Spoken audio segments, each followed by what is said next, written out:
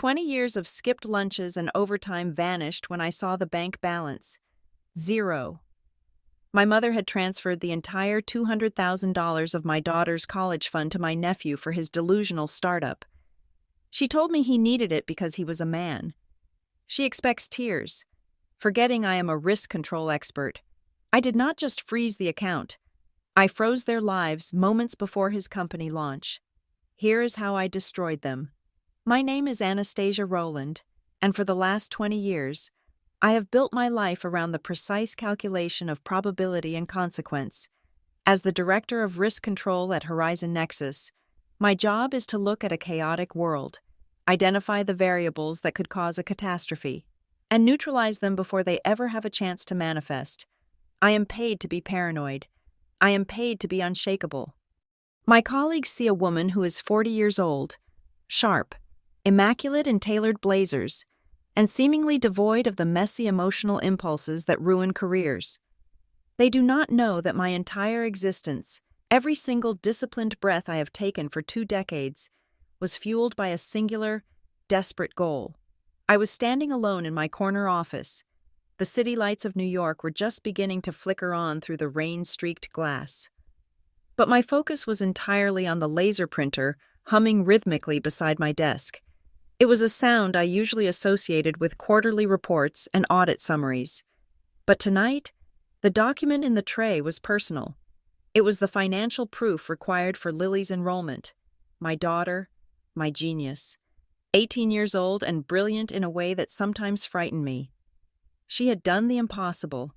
She had secured a spot at one of the most prestigious Ivy League universities in the country.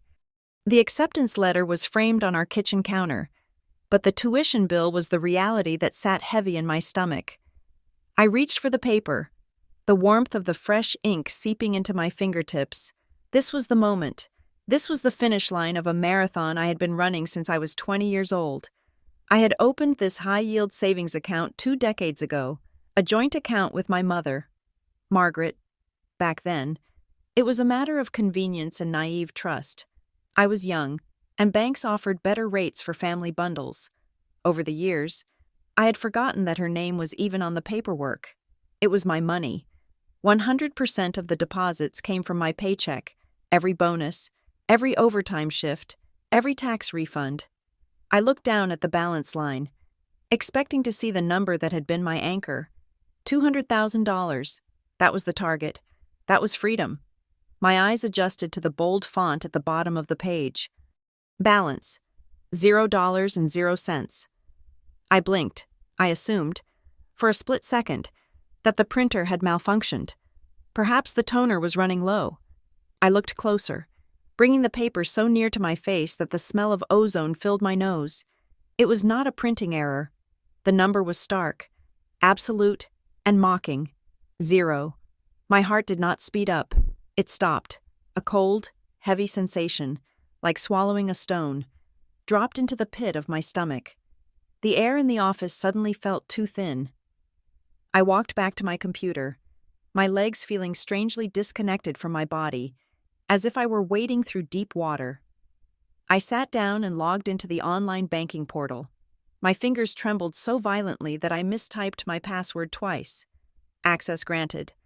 I clicked on the transaction history. There it was. One single line item that effectively erased 20 years of my life.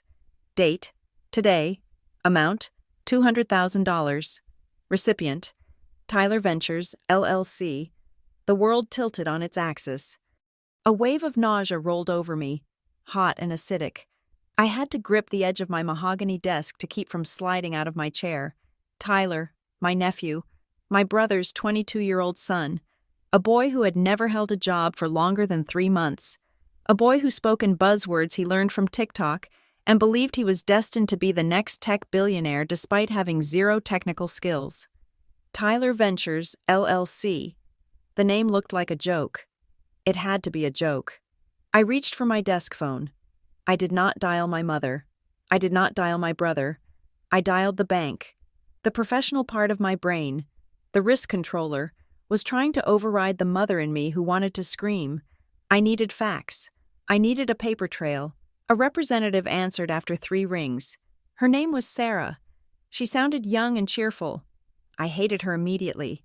"I need to report a fraudulent transaction," I said, my voice sounding foreign to my own ears. It was too calm. It was the voice of a woman watching a car crash in slow motion. I gave her the account details. I told her I did not authorize a transfer of $200,000. There was a moment of silence on the line, accompanied by the clicking of a keyboard. "Ma'am, I see the transaction here," Sarah said, her tone shifting from cheerful to guarded. "It was initiated at a branch level this morning by the joint account holder, Margaret Rowland. All identification was verified. Since this is a joint account with right of survivorship, both parties have equal access to the entirety of the funds. The transaction is valid. The room spun. Valid. The word hung in the air like a guillotine blade. Valid," I repeated. My mother walked into a branch and emptied my life savings into a business account for my nephew. "And you are telling me it is valid, legally?" "Yes," Sarah said, her voice dropping to a sympathetic whisper that made me want to throw the phone through the window. "Unless you have a court order stating otherwise, Mrs. Margaret Rowland has full rights to withdrawal." I hung up. I did not say goodbye.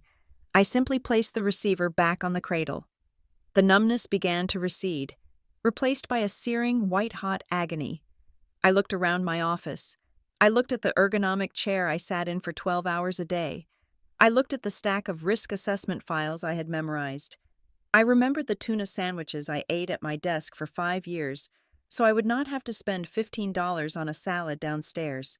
I remembered the winter coat I wore until the lining shredded, because a new one would cost $200. And that was $200 that belonged to Lily.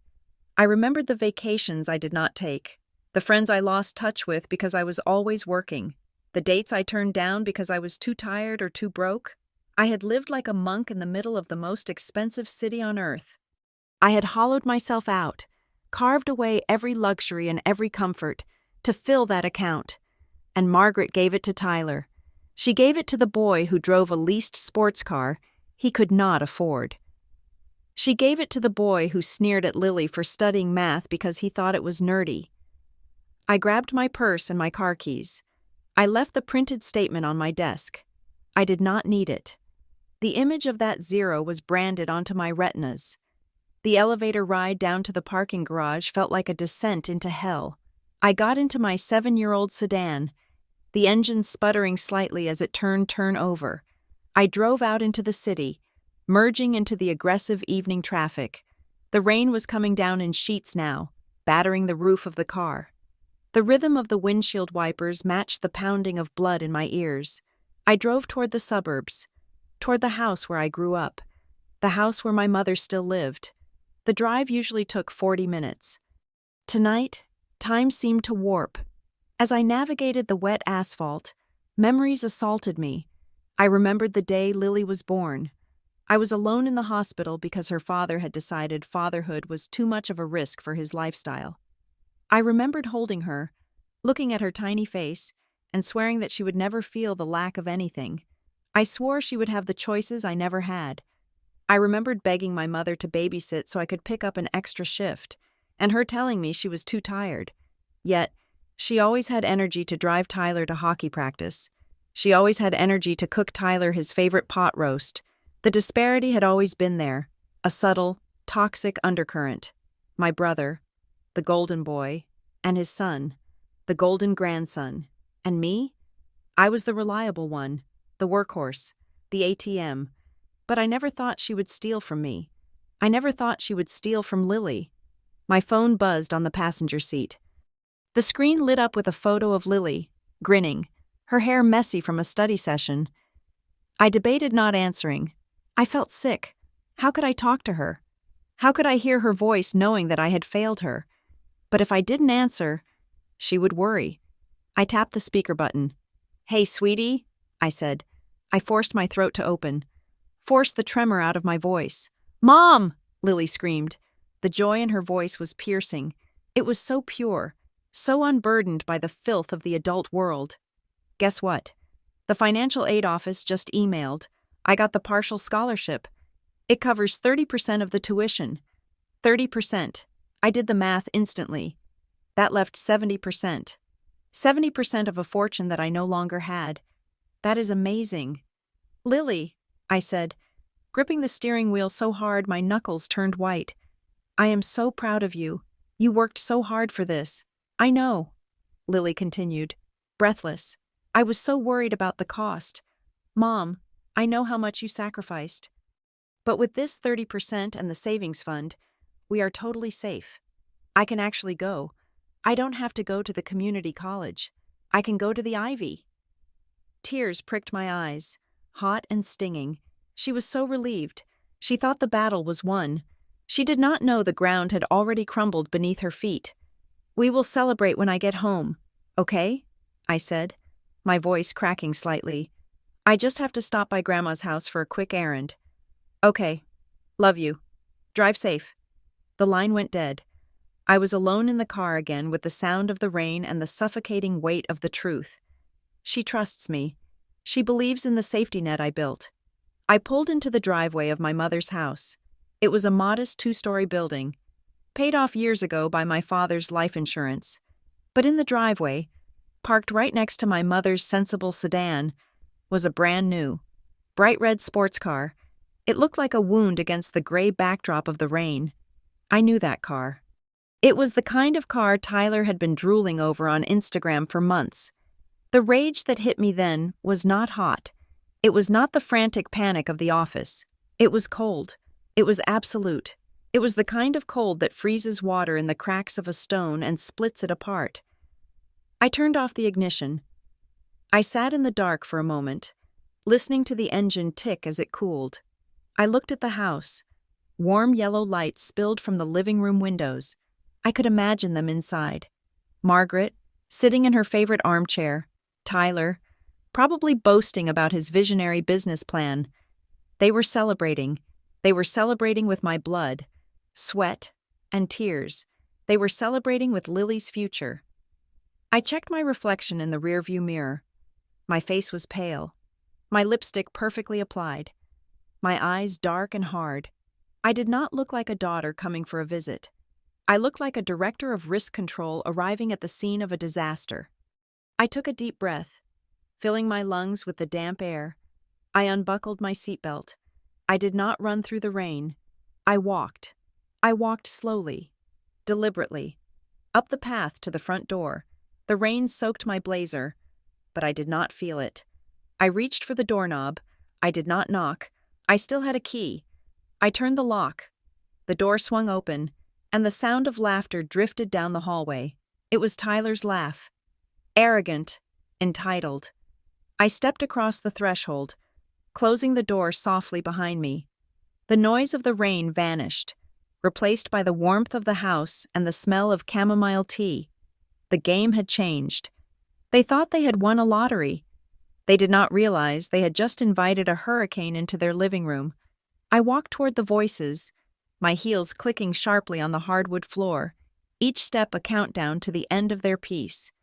The living room smelled of lavender and old dust, a scent that had once signaled safety to me, but now churned my stomach like the stench of rotting meat. My mother, Margaret, was seated in her wingback chair, the one upholstered in a floral pattern that had not been stylish since the 90s. She was holding a delicate china cup, blowing softly on the steaming surface of her Earl Grey tea. She looked for all the world like a benevolent matriarch found in a holiday greeting card, not a woman who had just incinerated her granddaughter's future. She did not flinch when I walked in. She did not look at my wet clothes or the way the rain was dripping from my hair onto her pristine beige carpet. She simply took a sip, the porcelain clicking lightly against her teeth, and set the cup down on the saucer with a deliberate, maddening slowness. "Close the door. Anastasia," she said, her voice mild. "You are letting the draft in." I did not close the door. I stood rooted to the spot, the water pooling around my heels. The physical sensation of my heart hammering against my ribs was painful, a dull throb that echoed in my temples. "Where is the money?" I asked. My voice was low. I did not have the energy to shout. I was operating on a reserve battery of pure shock. Margaret adjusted the lace collar of her blouse. She picked up a sugar cookie from the tray on the coffee table and inspected it as if it were a jewel. "I assume you are referring to the family savings," she said, not bothering to make eye contact. "I am referring to the $200,000 that I deposited, dollar by dollar, for 20 years, I said, taking a step forward. "The money for Lily, the money for Columbia." Margaret sighed, a long, weary sound that suggested I was the one being unreasonable. She finally looked at me, her blue eyes clear and utterly devoid of guilt. "I transferred it this morning," she said. "Tyler needed it. It was an emergency." I felt my jaw slacken. An emergency? Had he been kidnapped? Was he in the hospital? What kind of emergency requires $200,000? I demanded. "A business emergency," Margaret replied, her tone sharpening. "He has a vision. Anastasia. A brilliant vision. He is starting an import firm. High-end automobiles. Supercars. He needed the capital to secure the initial inventory and, more importantly, to project the right image. You cannot enter that world looking like a pauper. He needed liquidity." I stared at her. The absurdity of her words washed over me. "You gave my life savings to a 22-year-old boy who dropped out of business school because the morning classes were too early?" I asked, my voice rising despite my efforts to control it. "You gave Lily's tuition to a boy who thinks buying lottery tickets is an investment strategy? Watch your tone," Margaret snapped, her demeanor shifting from grandmotherly to icy in a heartbeat. "He is a man. He is the first grandson of this family. He has the Rowland name to carry forward. He needs to build a legacy. And Lily?" I choked out. "What about Lily? She got into the Ivy League. Mom, do you understand what that means? She is a genius. That money was her ticket." Margaret waved her hand dismissively, as if swatting away a fly. "Lily is a girl," she said matter-of-factly. The words hung in the air, heavy and toxic.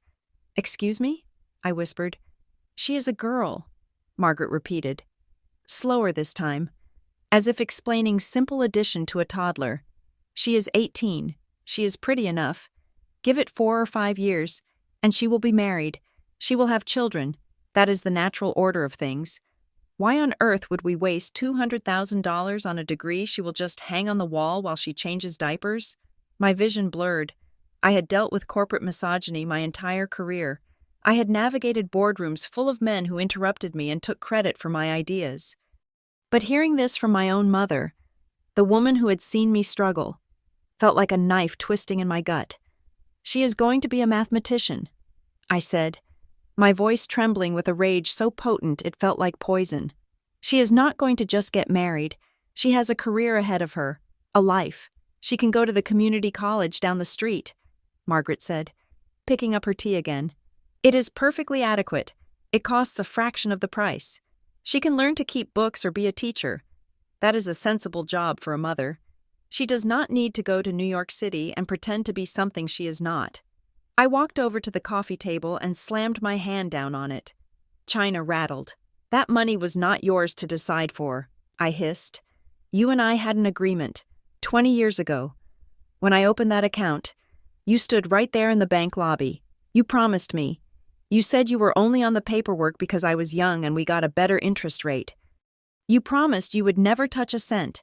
You knew every single deposit came from my paycheck. Mine, not yours. Not Dad's, mine." Margaret set her cup down hard, the tea sloshing over the rim. She stood up, and despite being 3 inches shorter than me, she loomed. "Do not talk to me about agreements," she said, her voice hard. "That was a joint account. Legally, that money belongs to both of us. And in this house, I am the head of the family. I decide where the resources go. I decided that Tyler has the greater potential. He has the drive. He just needed a chance. You have been hoarding that money like a dragon while your nephew suffers in mediocrity. It was selfish. Anastasia. Purely selfish." "Selfish?" I laughed. A harsh, jagged sound. "I haven't bought a new car in 7 years. I haven't taken a vacation since Lily was born. I wear suits I bought at outlet stores. I did that for her. And you call me selfish? You are selfish because you do not think about the family name." Margaret shouted back, "Tyler is the one who will carry it on. Lily will change her name the moment she finds a husband. That money would have walked out the door with her, with Tyler. It stays in the family. It builds an empire." Before I could respond, the front door opened. The heavy thud of footsteps echoed in the hallway, followed by the jingle of keys. Tyler walked into the living room. He looked exactly as I expected. He was wearing a leather jacket that looked brand new, the stiffness of the material betraying its price tag. On his wrist was a watch that was too big and too shiny. He was grinning, a lopsided, arrogant smirk that he had perfected over years of being told he was special for simply existing. "Whoa. Aunt Anna," he said, chuckling as he saw me. "You look like a drowned rat. Rough day at the office?" I turned to look at him. My nephew, the boy I had bought birthday presents for, the boy I had tutored in algebra, only for him to never do the homework. "You," I said, "you stole from your cousin." Tyler's grin didn't falter. He walked over to the sideboard and poured himself a glass of whiskey from my father's decanter. He was playing the part of the big businessman. "Relax," he said, taking a sip and grimacing slightly at the burn. "Nobody stole anything. Grandma invested. It is seed capital. Tyler Ventures, LLC, is going to be huge. We are talking 300% returns by the third quarter. I'll pay Lily back with interest. She can go to her fancy school next year, or the year after. What is the rush?" He walked over to the window and pointed outside. "Did you see the beast in the driveway?" he asked, his eyes gleaming. "Aston Martin. Well, a used one, but you can't tell." I put down a heavy deposit. "It is the company car. You have to look the part to sell the part, right?" I looked at him, and I realized he actually believed it. He believed he was a genius. He believed the world owed him this. He had zero concept of the 20 years of labor that had gone into the money he just spent on a down payment for a toy. That was $200,000. "Tyler," I said coldly, "that was not free money. That was my life." Tyler rolled his eyes. He looked at his grandmother for support. "See?" he said to Margaret. "She is so dramatic. She is always counting pennies. That is why she is just a manager.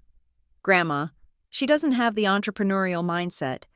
Scared money don't make money." Margaret nodded approvingly. "Exactly. Tyler understands how the world works."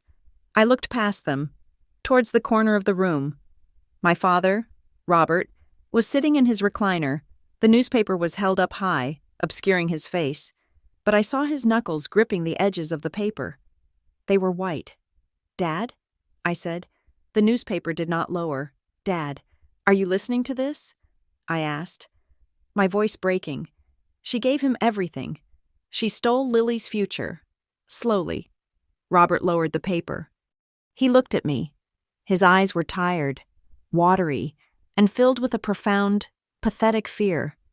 He looked at Margaret, who was glaring at him with a silent warning etched into her features. He cleared his throat. "Your mother began." His voice raspy. "Your mother thinks it is for the best. Anna, Tyler is a bright boy. Maybe it will work out." He looked back down at his paper, retreating into his cowardice. He knew it was wrong. He knew it was theft. But he would rather let his granddaughter suffer than face the wrath of his wife. The silence that followed was absolute.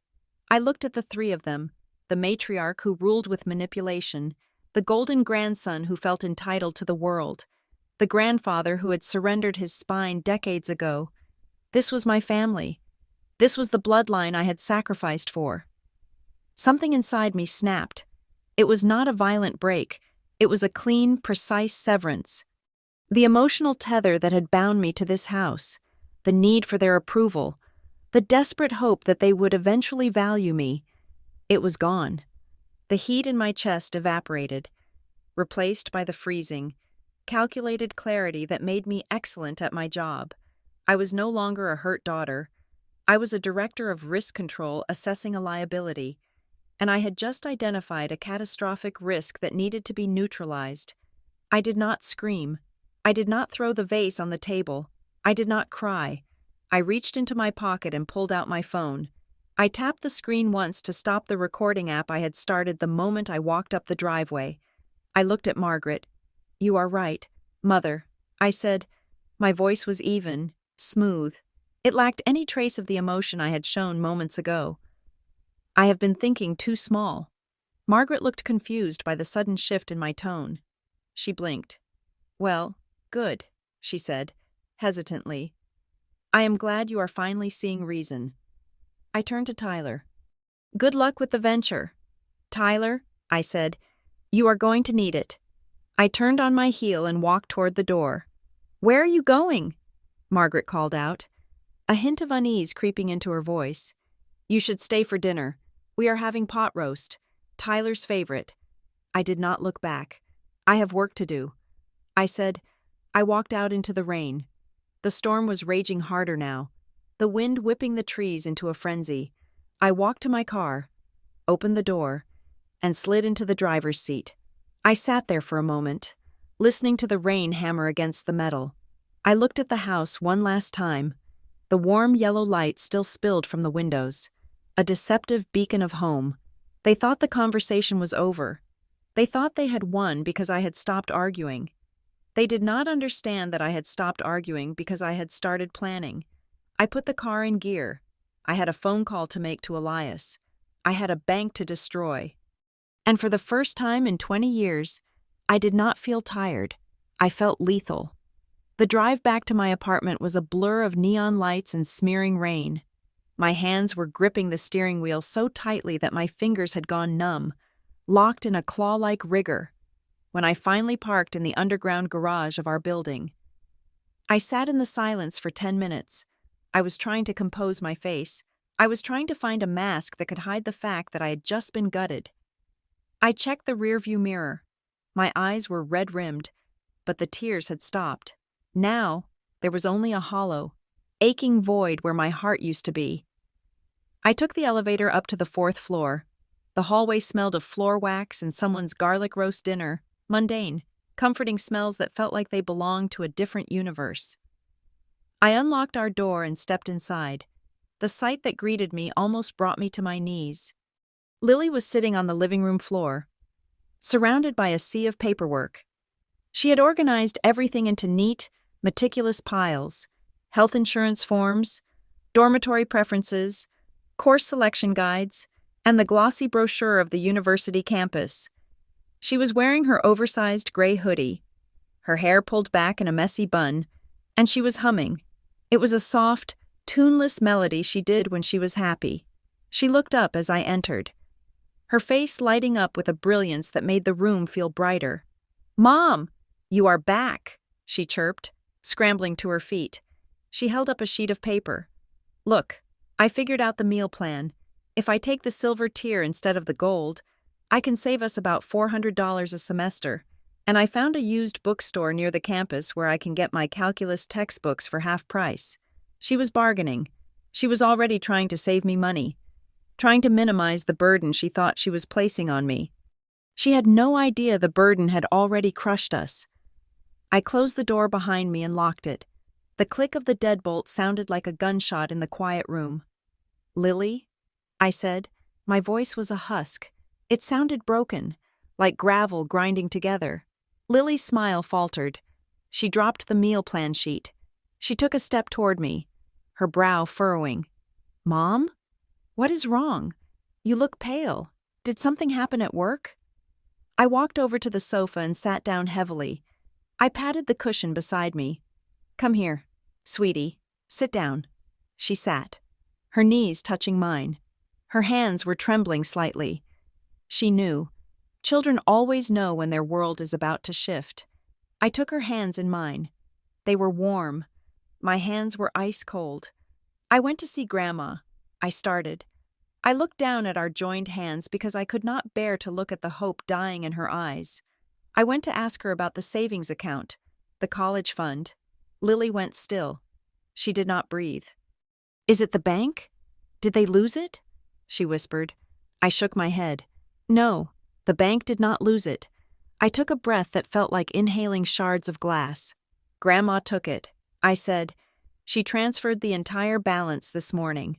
All $200,000. She gave it to Tyler. The silence that followed was not empty. It was heavy. It was a physical weight that pressed down on the room, suffocating the air out of our lungs. I waited for her to scream. I waited for her to cry, to throw things, to curse her grandmother, to curse me for being so stupid as to trust her. But she did none of those things. Lily simply pulled her hands away from mine. She placed them in her lap and stared at the pile of college forms on the floor. Her face went completely blank, drained of all color and expression. It was the reaction of someone who had been expecting the blow. Someone who had never truly believed good things could happen to them. "Oh," she said softly. The word was so small. It broke me. "She gave it to Tyler?" Lily asked, her voice devoid of inflection.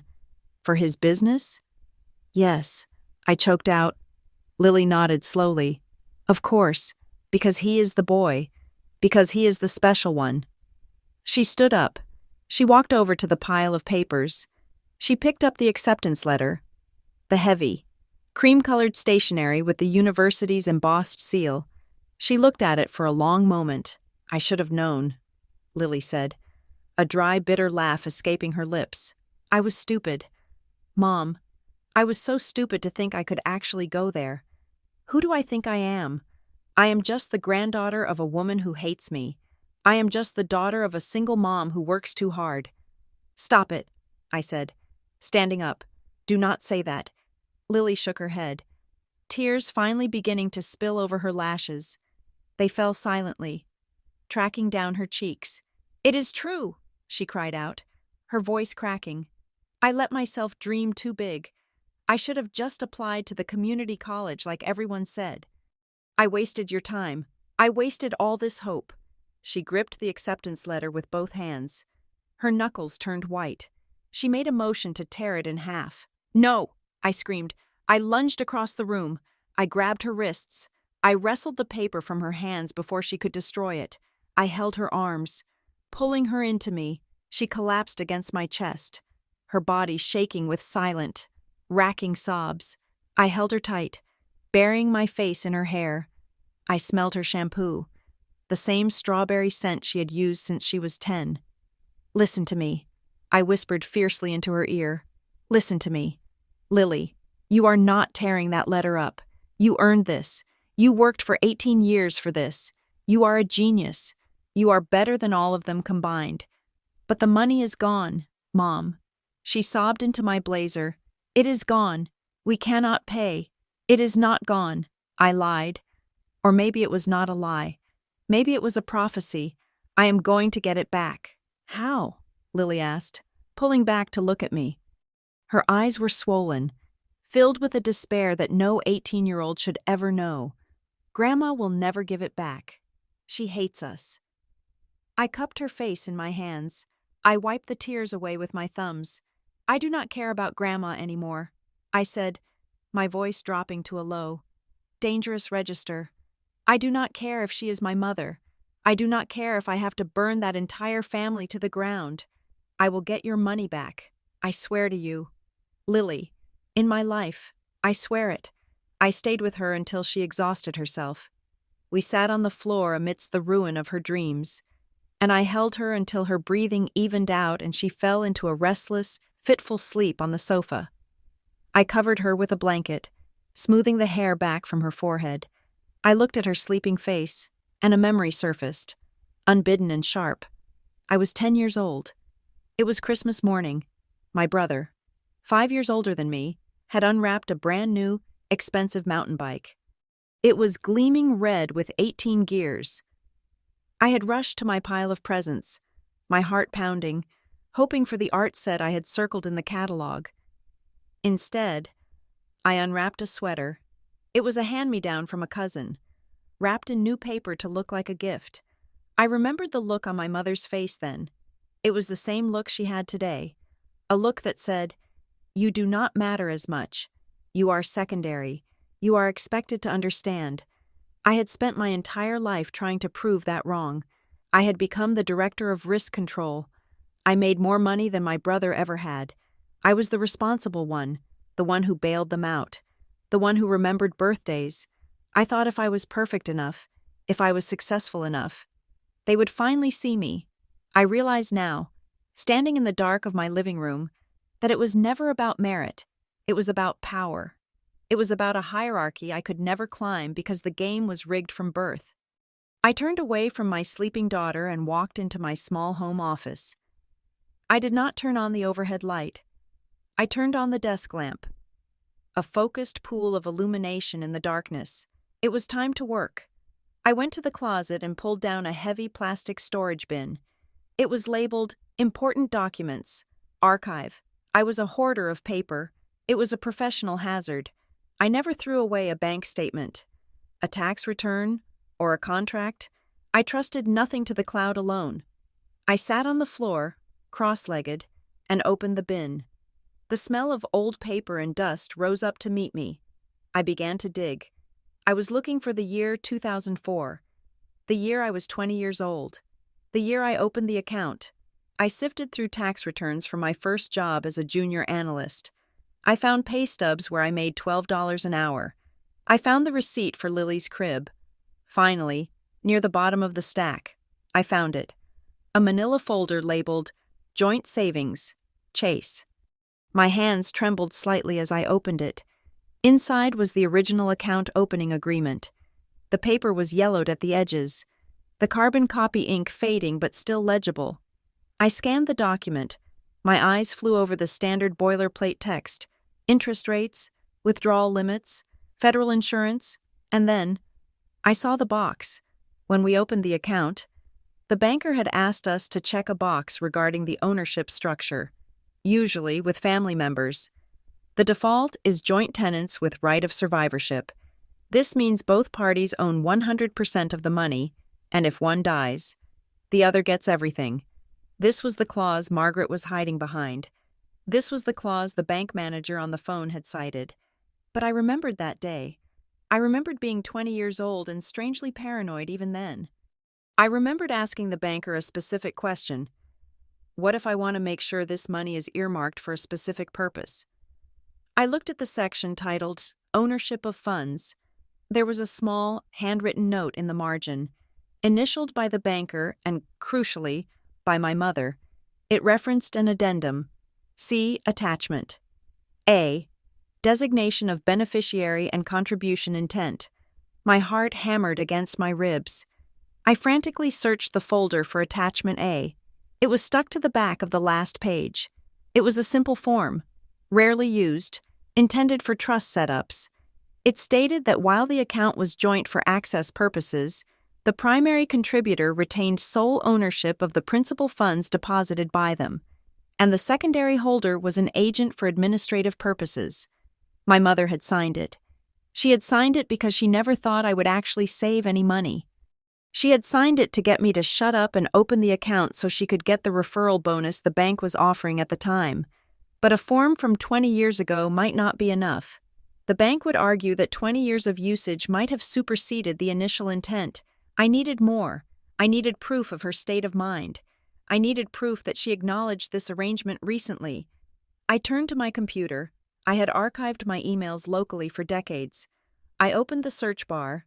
I typed in Margaret and Savings and Lily, thousands of results. I filtered by date. I went back 5 years, 10 years. Then I found it. An email from 8 years ago. Lily was 10. I had needed to withdraw a small amount for her braces, and the bank had flagged it for a security check, requiring my mother's verbal approval because the amount was over a certain daily limit. I opened the email.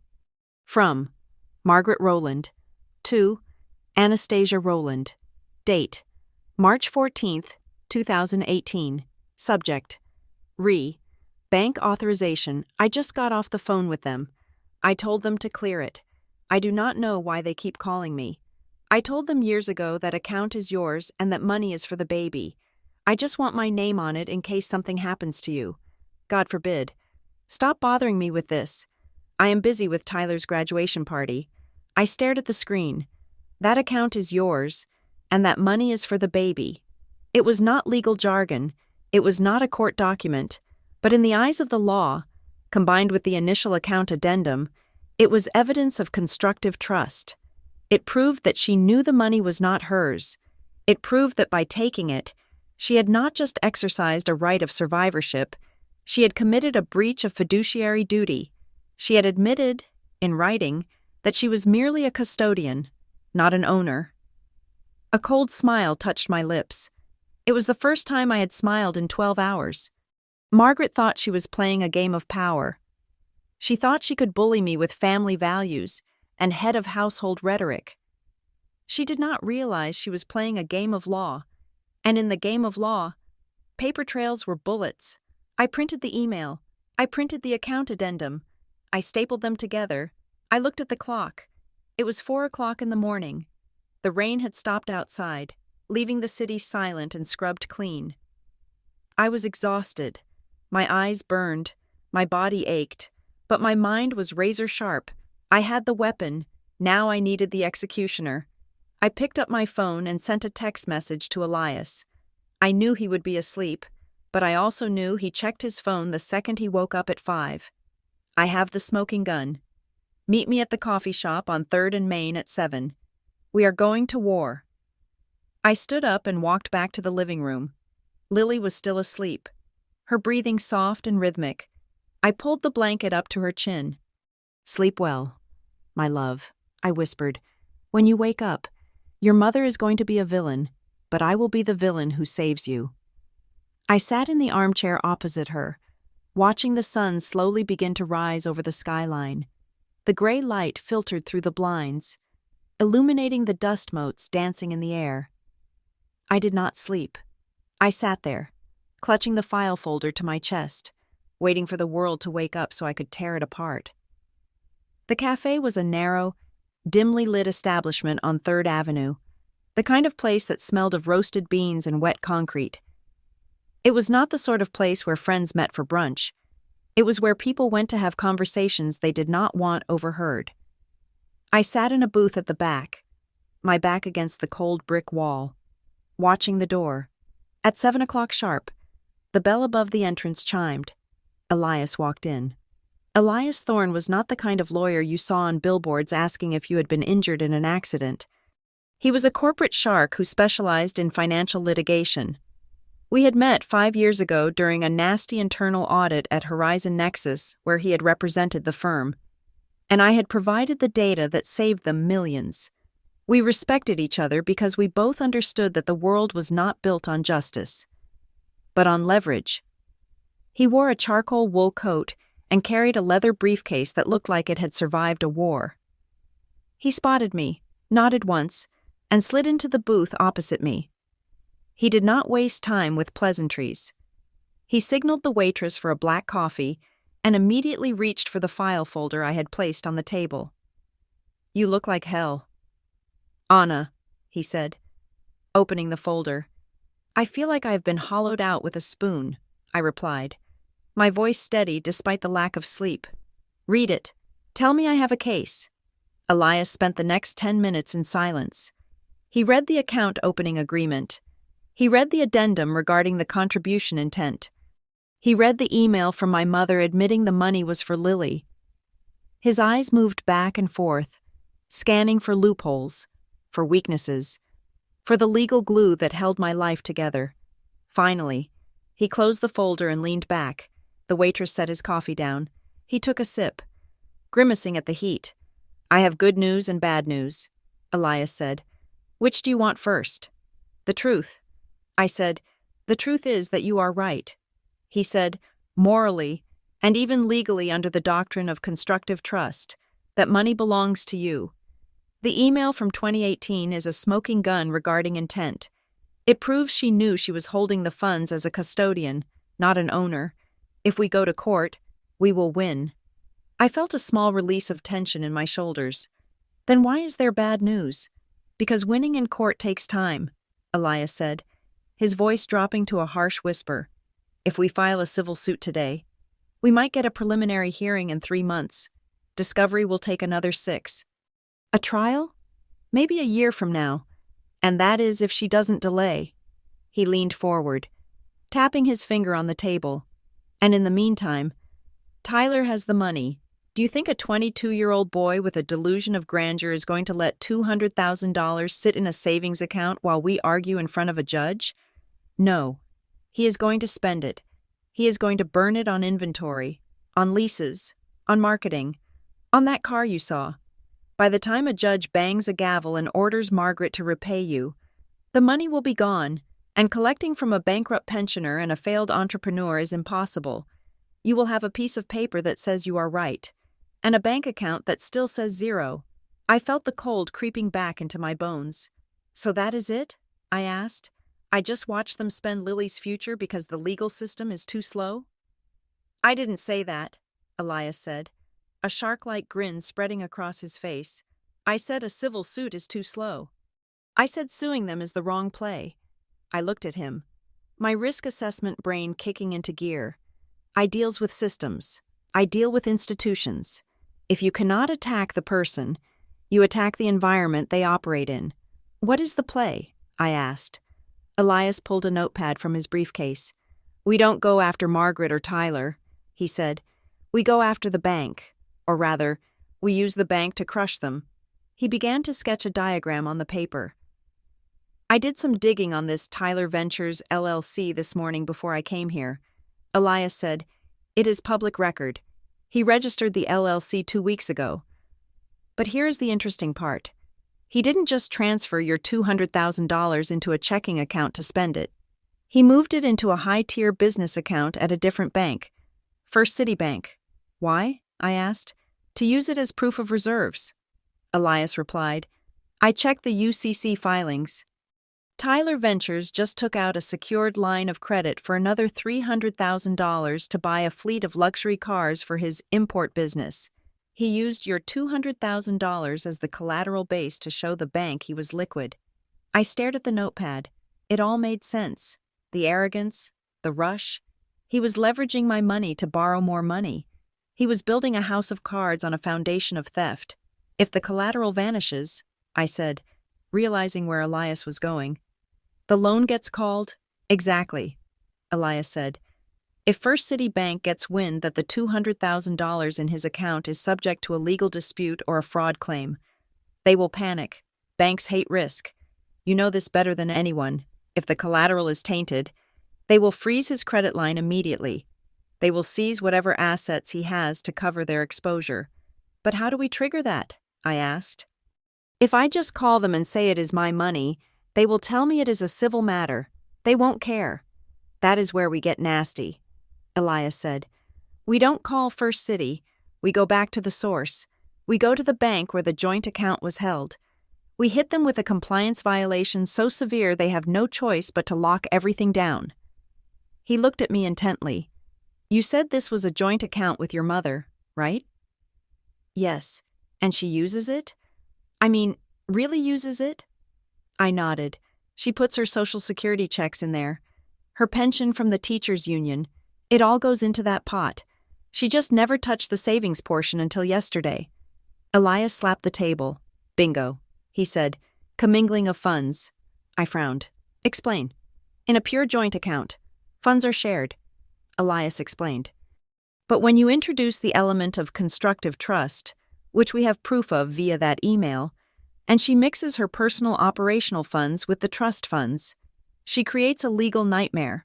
But more importantly, if we allege that she transferred the trust funds fraudulently and those funds were commingled with her pension, the bank cannot easily separate which dollar is which. He started writing a list of terms on the pad. Suspicious activity report, elder financial exploitation, fraudulent conveyance. Here is the plan, Elias said, his voice dropping to a conspiratorial murmur. We are going to walk into that bank. We are not going to ask for a refund. We are going to formally notify them that the account has been used to facilitate a fraudulent transfer of assets, subject to a custodial agreement.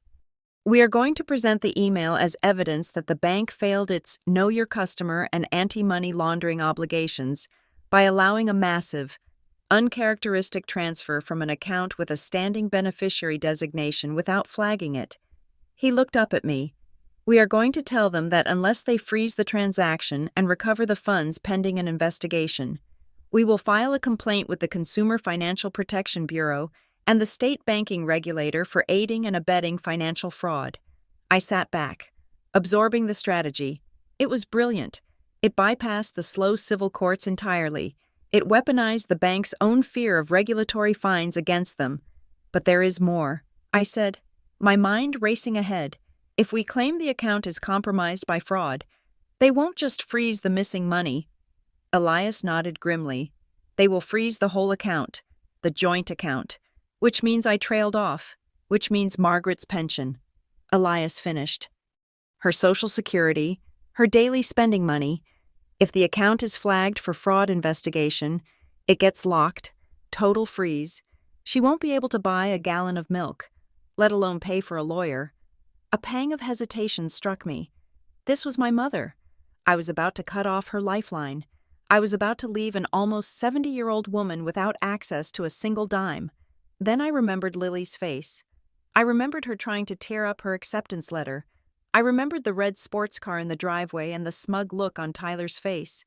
I remembered Margaret telling me that my daughter's future was worth less than Tyler's vanity because she was a girl.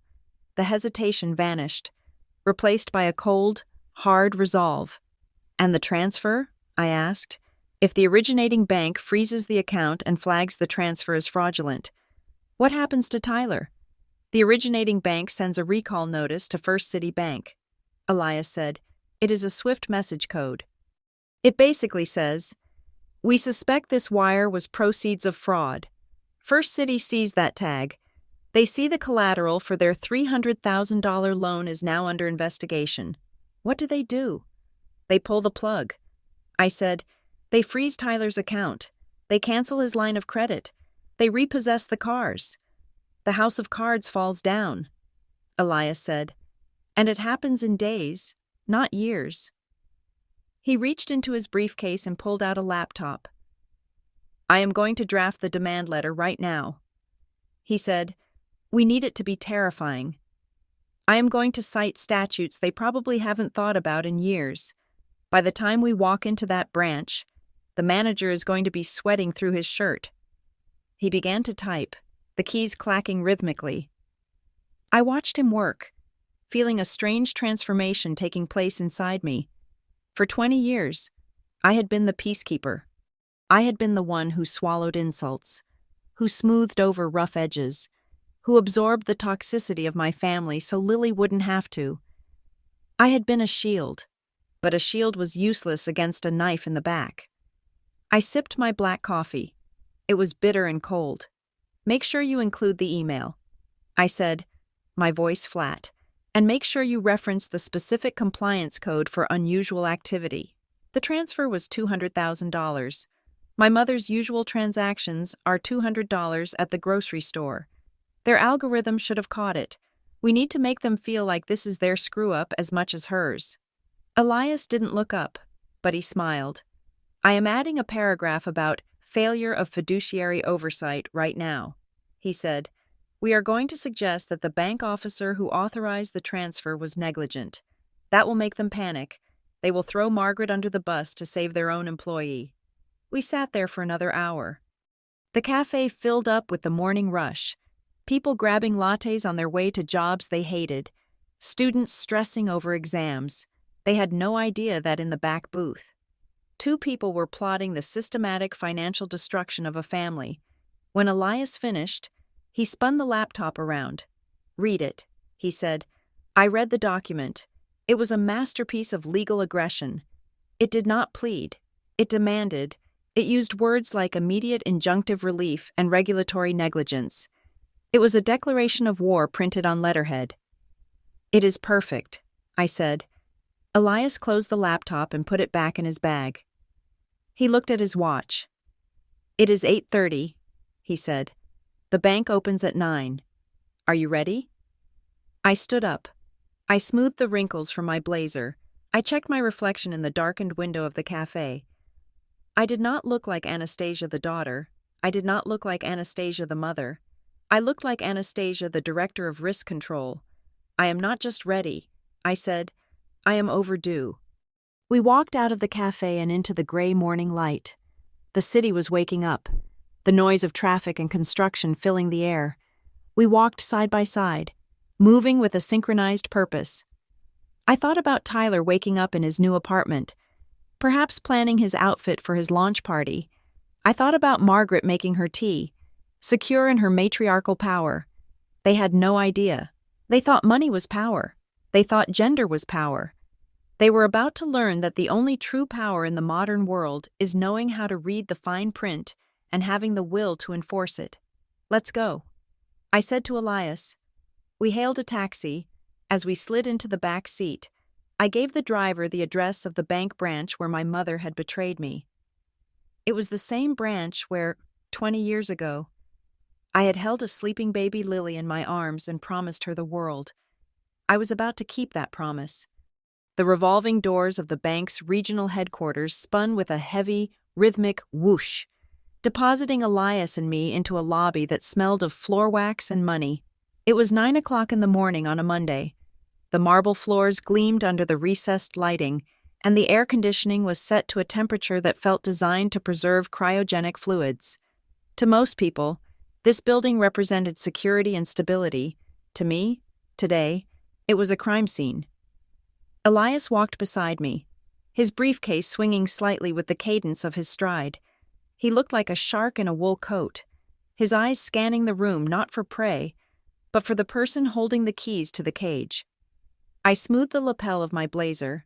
I had dressed for war, not the messy, emotional war of a family argument, but the sterile, brutal war of corporate compliance.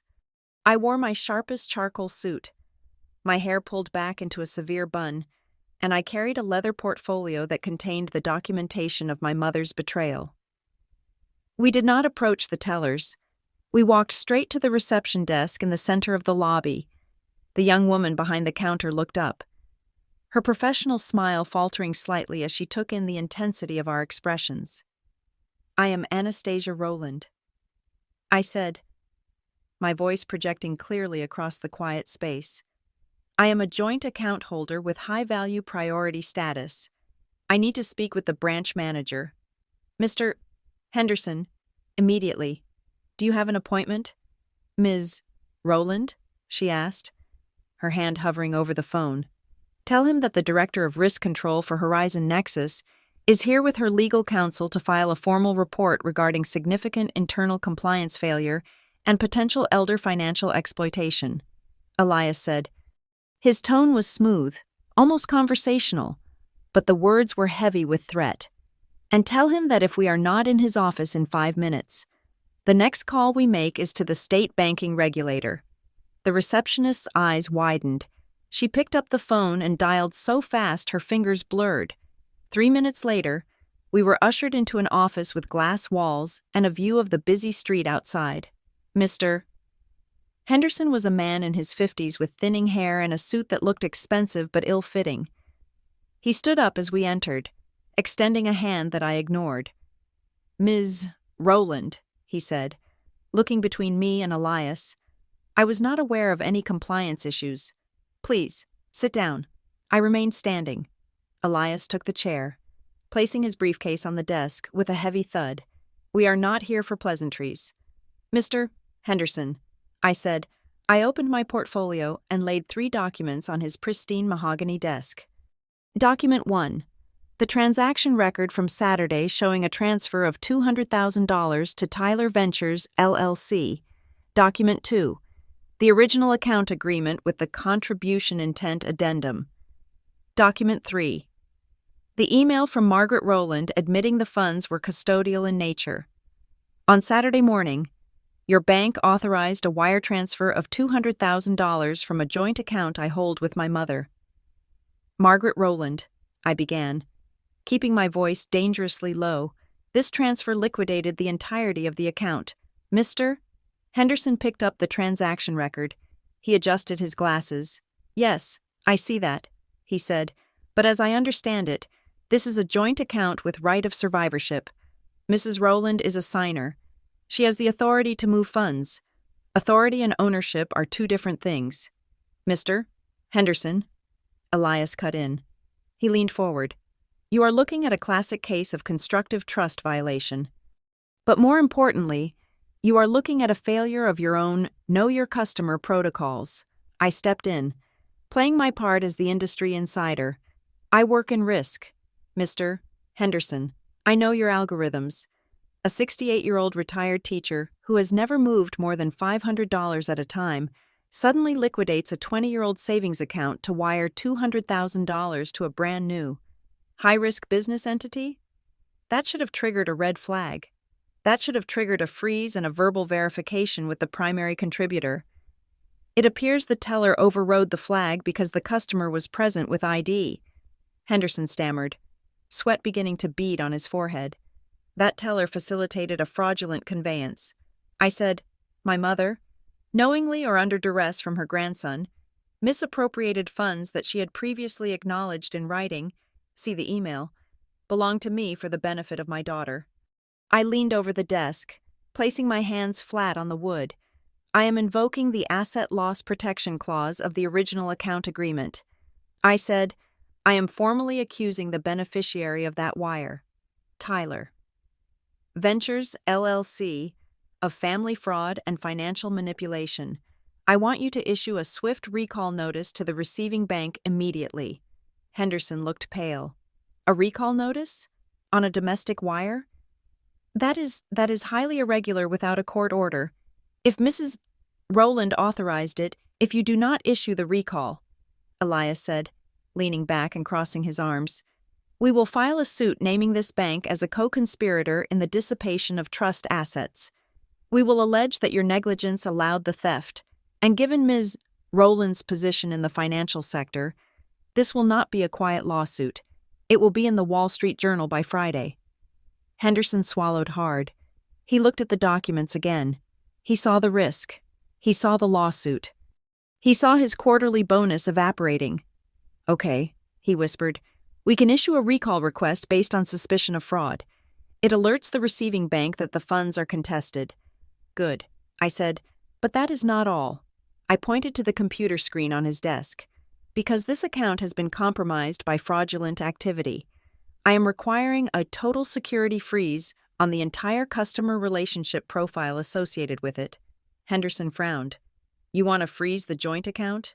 It is already empty. No. Mr. Henderson, I said, I want to freeze the profile. My mother and I are linked in your system because of this joint account. That means her personal checking account, her savings, and her retirement distributions are all under the same customer umbrella. If one account is used for fraud, your policy dictates that you must secure all linked assets to prevent layering or further dissipation. Henderson's jaw dropped. You want me to freeze her pension access? Her daily checking? Ms. Rowland, if I do that, she won't be able to use her debit card. She won't be able to pay bills. She should have thought about that before she became an accomplice to theft, I said coldly, but Henderson hesitated.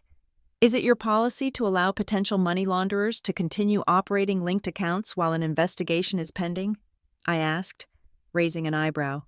Because if you refuse to freeze the profile, I will have to note in my report to the regulator that you knowingly allowed a suspect profile to remain active. It was a bluff, but only a slight one, in the world of banking compliance. Better safe than sorry was the golden rule. No manager wanted to be the one who left a door open. Henderson typed furiously on his keyboard. He was cornered. He had a professional risk expert and a lawyer telling him that his neck was on the line. Fine, he said, his voice tight.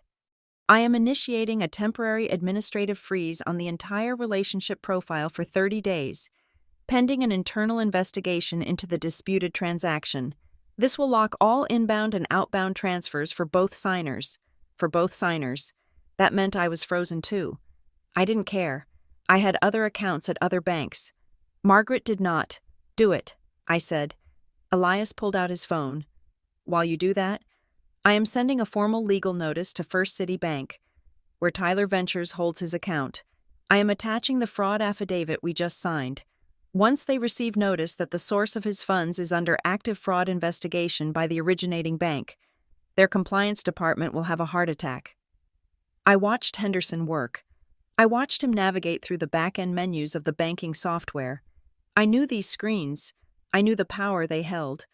I watched him click the box labeled Status Active. I watched him select Status Suspended. Fraud Investigation. I watched him click Apply to all linked accounts. The screen refreshed. There it was. The text turned from a friendly green to a stark, angry red. Account status: frozen. Pending investigation. Reason: suspicious activity/disputed beneficiary. A wave of satisfaction washed over me. So potent, it almost made my knees weak. It was not happiness. Happiness was warm. This was cold, like the feeling of ice on a burn. It was done. Margaret was cut off. The money she stole was now radioactive. When Tyler tried to touch it, or when his bank tried to verify his assets for his loans, they would see this red flag. "Thank you, Mr. Henderson," I said. I stood up, my portfolio feeling lighter. "Please ensure that the recall notice is sent within the hour. We will be waiting for the confirmation number." We walked out of the office, leaving a stunned branch manager staring at his screen. The lobby was still quiet, still smelling of money, but the balance of power had shifted. As we stepped out through the revolving doors and into the crisp morning air, Elias let out a low whistle. "Remind me never to cross you." "Anna," he said, "you just nuked your mother's financial existence from orbit."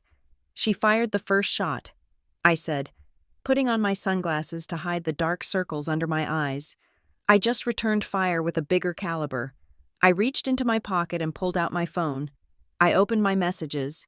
I found the thread with Lily. The last message was from her, sent at 2 a.m. "I can't sleep. I'm sorry." My heart clenched. But for the first time in 2 days, I didn't feel helpless. I typed a reply, my thumbs moving quickly. "Don't tear up the acceptance letter yet. We just bought ourselves some time. I love you." I hit send. "Now," I said to Elias, checking the time. "It is 10 o'clock. How long until the ripple effect hits them?" Elias checked his watch. "Electronic transfers update in real time," he said. "First City will get my email and the Swift flag within the hour. Tyler is probably waking up right now. By the time he tries to buy his lunch, his card will decline. And Margaret?" He smirked. "She usually goes to the grocery store on Mondays at 11. She is in for a very embarrassing surprise at the checkout line." I nodded. I did not smile. This was not a victory lap.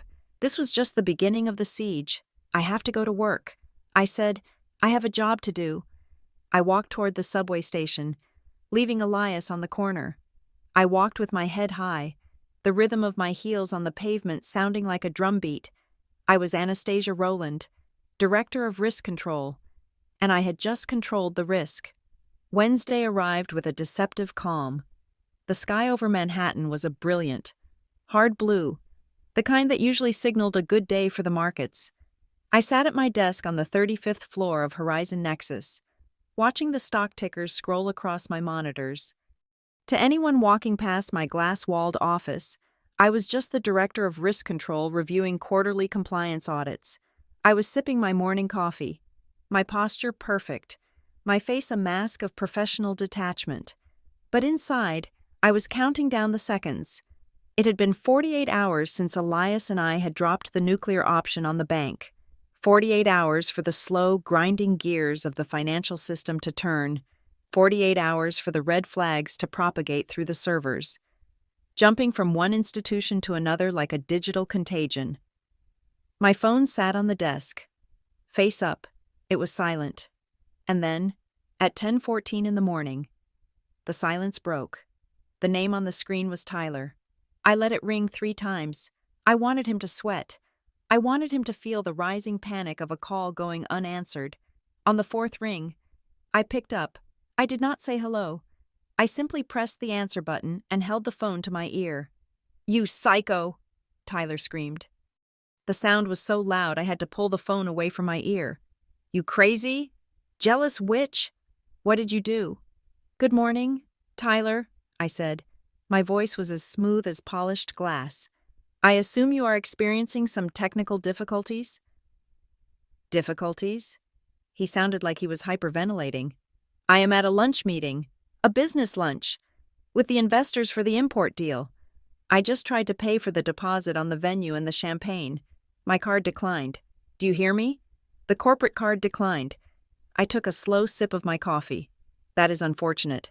I said, perhaps you reached your limit. Limit? There is no limit. It is a platinum business card, Tyler shouted. The waiter came back and told me the card was reported as lost or stolen and the account is frozen. He cut the card in half. Anastasia, in front of everyone, in front of the guys from the dealership. They looked at me like I was a criminal. You are a criminal, Tyler, I said calmly. You are just finally being treated like one. You did this, he shrieked. I called the bank. They said there is a fraud hold on the source of funds. They said the $200,000 is under investigation. Because of that, they pulled the loan. Anastasia, they pulled the whole line of credit. I closed my eyes and let the words wash over me. It was a symphony of destruction. You mean the loan you secured using stolen collateral? I asked. Yes, that is how banking works. When the collateral is proven to be the proceeds of theft, the bank tends to get nervous. They do not like lending money to people who play with other people's life savings. You are ruining my life. Tyler was crying now, the angry tears of a spoiled child who had never been told no. The dealership just called me. They are canceling the order for the cars. I have lost the deposit. I have lost the venue. I look like a fraud. You look like what you are. I said, fix it, he screamed. Call them back. Tell them it was a mistake. Tell them Grandma gave me the money. If you do not fix this right now, I swear to God, I will come down there and what? I asked, my voice hardening. You will what? Tyler, you have no money. You have no car. You have no credit. You are 22 years old and you are broke. The only reason you ever had a seat at the table was because my mother and I put you there. I just pulled the chair out. I hung up. I did not feel guilt. I checked my pulse. It was steady. 10 minutes later, the second wave hit. My mother, I had been expecting this one. Margaret was a creature of habit. On Wednesdays, she drove her sedan to the upscale shopping district in the next town over. She would go to her favorite salon for a manicure, followed by lunch at a bistro where the salads cost $25. It was her weekly ritual of pretending she was a grand dame of society, funded entirely by her pension and the illusion of wealth she maintained. When the phone rang, I tapped the record button on my app. Then I dialed Elias on my office landline and put him on speakerphone so he could witness the call. Go ahead, Elias said, his voice tinny through the speaker. I am listening. I answered my cell phone. Hello, Mother? Anastasia. Margaret's voice was high-pitched, trembling with a mix of confusion and indignation. I am at the checkout at Saks. I'm trying to buy the suit for Tyler's launch party. The navy blue one I told you about.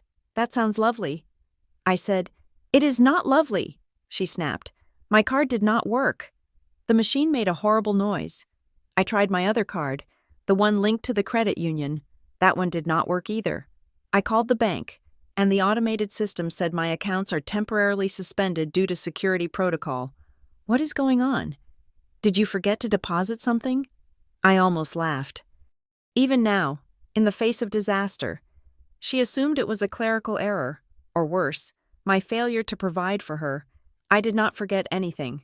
Mother, I said, the accounts are frozen. All of them. What do you mean? Frozen, she demanded. Why? Because on Monday, you committed a felony. I said. The line went silent. The background noise of the department store, the chatter of shoppers, the soft jazz music, seemed to amplify. I did what? She whispered. You transferred $200,000 from a trust account to a third party without the beneficiary's consent. I explained. Using the legal terminology Elias had drilled into me, that is classified as financial fraud. When I reported the theft to the bank, they initiated a mandatory investigation because your personal accounts are linked to the joint account where the fraud originated. They have frozen everything. It is standard procedure for money laundering investigations. Money laundering? Margaret shrieked. I am your mother. I am a retired school teacher. How dare you accuse me of money laundering? You washed my money. Mother, I said, you took funds designated for Lily and moved them to a shell company to hide them. That is the definition. Fix this immediately, she commanded, her voice regaining that matriarchal boom that had controlled our family for decades. I am standing at a counter with a $500 suit, and people are staring at me. It is humiliating. Call the bank and tell them to turn it back on. I cannot do that. I said, it is out of my hands. It is a federal compliance issue now. Please, Anna. Her voice cracked, shifting instantly from command to begging. This is ridiculous. I have a hair appointment in an hour. I need to buy groceries. I have nothing in my wallet but $20 cash. You cannot leave me like this. I am an old woman. You are an old woman who stole her granddaughter's tuition. I reminded her. It was for the family, she wailed. Tyler needed it. Why can't you understand? He is the future. Lily is the future, I shouted back, losing my cool for a split second before reining it in. Lily is the one going to the Ivy League, or she was, until you gutted her account. Margaret's sobbing stopped abruptly. The begging vanished. In its place was the cold, venomous tone I remembered from my childhood whenever I disappointed her. You are a spiteful, jealous little girl. She hissed. You always were. You are jealous of Tyler because he has spirit, and you are just a corporate drone. If you do not unlock my money by noon, I will disown you. Do you hear me? I will write you out of the will. I will never speak to you again. You will be dead to this family. I looked at the recording indicator on my phone. It was pulsing red, capturing every word. Is that a threat? Mother? I asked calmly. Are you threatening to cut me off if I do not help you cover up a financial crime? I am telling you that you are no daughter of mine, she screamed. You are dead to me. I looked over at the landline. Elias was silent, but I knew he was scribbling furiously. You know, Mother, I said softly, you keep saying I am dead to you, but looking at your bank balance, I think you are the one who has ceased to exist. I ended the call. I sat there for a moment, listening to the hum of the air conditioning. My hands were shaking, just a little. It is never easy to hear your mother say she hates you, even when you know she is a monster. Did you get that? I asked the landline. Every word, Elias said. His voice was grim but satisfied. Attempted coercion, admission of the transfer, and the threat of disownment proves malice. She just dug her grave. Anna, if she tries to claim in court that she was confused or senile, this recording proves she was fully aware and manipulative. Good, I said. The third wave hit after lunch. I was in a meeting with the junior analysts when my assistant, Sarah, knocked on the glass door. She looked pale. Ms. Rowland? She said, her voice trembling. Security just called from the lobby. There is a man downstairs. He says he is your brother. He is shouting. I stood up. I straightened my blazer. Excuse me, everyone. I said to my team, please continue the risk assessment for the Tokyo merger. I will handle this. I walked out to the elevator bank, but I did not go down. I went to the security control room on the mezzanine level. I had alerted the head of security, a former Marine named Mike, about a potential domestic disturbance on Monday. I stood behind Mike as he pulled up the camera feed from the lobby. There he was, David, my older brother, Tyler's father. He was wearing a faded polo shirt and jeans. His face beet red. He was pointing a finger in the face of a security guard who was a head taller than him. David had always been a bully, but he was a bully who operated within the safety of our mother's kitchen. Here, in the lobby of a billion-dollar financial firm, he looked small and pathetic. I want to see her. I could hear his voice through the audio feed. She thinks she can starve my mother? She thinks she can ruin my son? Tell her to come down here. I pressed the intercom button that connected to Mike's earpiece. Mike, this is Anastasia. I said, that is the individual I warned you about. He has no appointment. He is behaving aggressively. Please remove him. Copy that. Ms. Rowland, Mike said. I watched on the screen. 2 more guards stepped out from the alcoves. They did not touch him aggressively. but they moved with a synchronized intimidation that made David take a step back. "Sir, you are trespassing on private property," the lead guard said. "You need to leave immediately, or we will call the NYPD." "Call them!" David screamed, though he was already backing toward the revolving doors. "She is the thief. She froze the money. Sir, leave. Now." David looked at the guards, then up at the ceiling cameras. He seemed to know I was watching. He spat on the marble floor, a gesture so crude it made me wince, and turned around. He stormed out of the building, almost tripping over his own feet in his haste. I watched him go. This was the man who used to steal my allowance when we were kids. This was the man my mother claimed was the head of the household in waiting. He couldn't even get past the front desk. I went back to my office. By 3 o'clock, the digital fallout began. My phone started buzzing with notifications from the extended family group chat, a chat I had muted years ago but never left. "Cousin Sheila, I just heard from Aunt Margaret. Anastasia, how could you? She is an old woman. Uncle Bob, this is a misunderstanding, right? You didn't actually call the police on your own mother? Aunt Patty, Tyler is just a boy trying to start a business. Why do you have to be so cruel? You make so much money. Why do you care about a few $1,000s? A few $1,000s? They had no idea.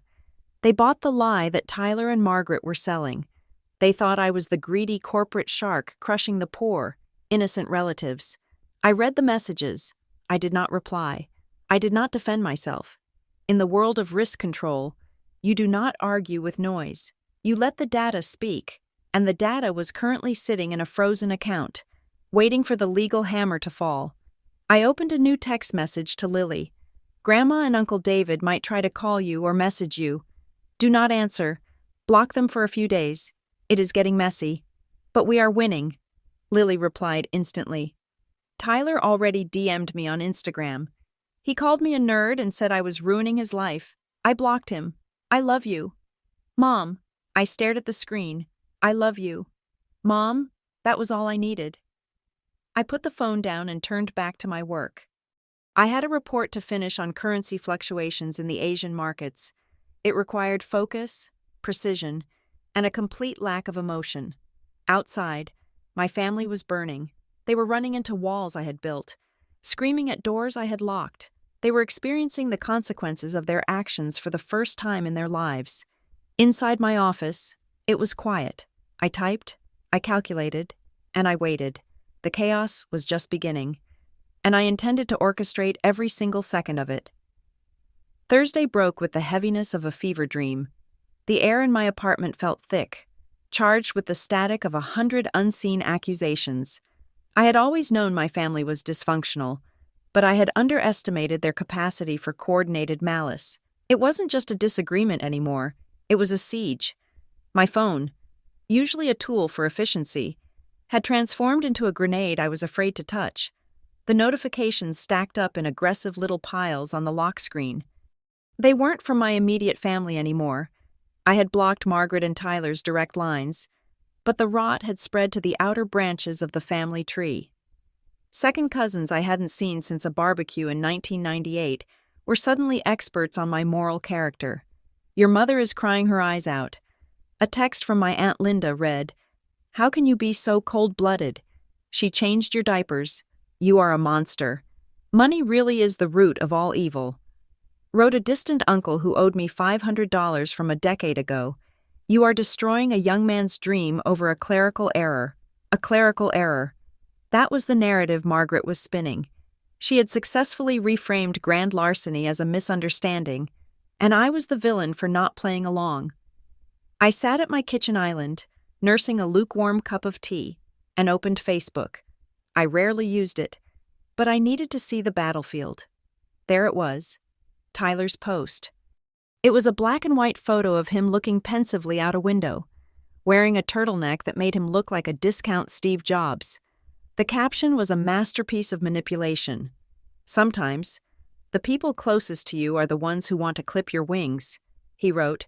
"I have been working 18 hours a day to launch Tyler Ventures, to bring something real to this family. But jealousy is an ugly thing. My assets have been frozen by family members who don't understand vision, but I won't stop. The launch is still on. True entrepreneurs thrive in adversity. Hustle family.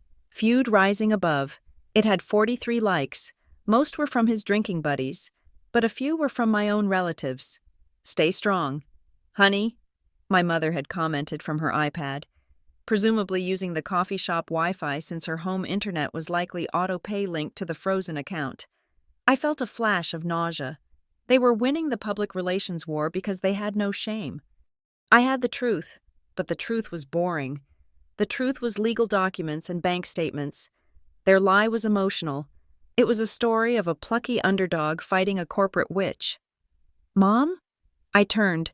Lily was standing in the doorway of her bedroom. She looked tired. Her phone was clutched in her hand. Are you okay? I asked, forcing a softness into my voice that I didn't feel. Lily shrugged, but her eyes were wet. Brianna just messaged me. She said, Brianna was Tyler's younger sister, my niece. She was 16 and spent her entire life mimicking the cruelty of her brother and father. What did she say? She posted a TikTok, Lily said, her voice trembling. She made a skit. She put on a wig that looks like your hair and pretended to be you, screaming about money. Then she put on glasses to look like me, and she acted like I was begging for handouts. The caption said, Imagine being so broke you have to sue your grandma. My blood ran cold. It was one thing to attack me. I was armor-plated. I was built for conflict. But to drag Lily, sweet, brilliant, anxious Lily, into their filth? I stood up and walked over to her. Block her. I said, I did. Lily replied, I reported the video. Too. And Mom? Yeah? I commented on it before I blocked her. I wrote, Imagine being so broke you have to steal your cousin's college fund to buy a fake reputation. I stared at my daughter. A slow, fierce pride bloomed in my chest. She was learning. She was standing up. Good, I said. Do not let them silence you. Just then, my personal email pinged. It was not a notification from social media. It was a direct email from Margaret. She must have realized I blocked her number. The subject line was just one word. Home. I hesitated. My finger hovered over the mouse. This felt different. It wasn't the frantic screaming of the voicemail. It felt calculated. I opened it. Anastasia, you have won this round. I cannot access my money. I cannot buy food. I am humiliated. But you forget who holds the deeds in this family. If you do not unfreeze the accounts by Friday at 5 o'clock in the afternoon, I am putting the house on the market. I have already spoken to a realtor. The market is hot. It will sell in a week. I know how much you love that house. I know you think your grandmother's spirit is in the attic or whatever sentimental nonsense you cling to. Keep the freeze, and strangers will be living there next month. They will paint over the height chart in the kitchen. They will cut down the oak tree you used to read under. Your choice. Mom. I felt the air leave my lungs. The house. It wasn't just a building. It was the only place in my childhood where I had felt safe. My grandmother, my father's mother, had built that house. She was the one who taught me to read. She was the one who told me I was smart when Margaret told me I was plain. When Grandma died, the house went to my father, and then to Margaret. I had always assumed it would stay in the family. I had imagined Lily bringing her own children there one day. To sell it? To sell it just to spite me? To liquidate the last piece of history we had just to fund Tyler's incompetence? I grabbed my phone and dialed Elias. She is going to sell the house. I said the moment he picked up. I was pacing the kitchen, my breath coming in short. Sharp gasps. She sent me an email. She is going to sell the ancestral home if I don't drop the freeze. Elias was silent for a moment. I could hear him typing. Read me the email, he said. I read it to him, my voice shaking. When I finished, Elias let out a dry, dismissive snort. It is a bluff. Anna, it does not sound like a bluff, I argued. She is desperate. She is vindictive. She would burn that house down just to see me choke on the smoke. Think about it, Elias said, his voice calm and logical, cutting through my panic like a scalpel. Who is Margaret Rowland without that house? It is her seat of power. It is where she holds court. It is where she hosts Thanksgiving so she can criticize everyone's cooking. It is her status symbol in the neighborhood. He paused. Where would she go? To a condo? To an assisted living facility? Margaret? She would rather die than live in a box, as she calls them. She is terrified of losing her social standing. Selling the house admits defeat. It admits she is broke. She is using your sentimentality against you because it is the only weapon she has left. It is a psychological trap. I stopped pacing. I leaned against the refrigerator, the cool metal pressing against my forehead. You are sure? I whispered. I am 99% sure, Elias said. And even if she tries, listing a house takes time. We have her accounts frozen. She can't pay for the inspections, the staging, or the realtor fees up front. She is stuck. Do not fold. Anna, if you fold now, you lose everything. He was right. I took a deep breath. She was playing chicken with a bulldozer. I am not folding, I said, but I need to end this. I cannot live like this for months. I need to break them. That is why I did some digging of my own. Elias said, check your secure inbox. I just sent you a PDF. I walked back to my laptop and refreshed the page. A document from Elias appeared. It was a copy of a commercial lease agreement. I opened it. Tenant, Tyler Ventures, LLC. Venue, the Grand Ballroom at the Sterling Hotel. Event date, this Saturday. I scanned the terms. It was an exorbitant contract. The rental fee alone was $50,000, but the clause that caught my eye was the payment schedule. Final payment due.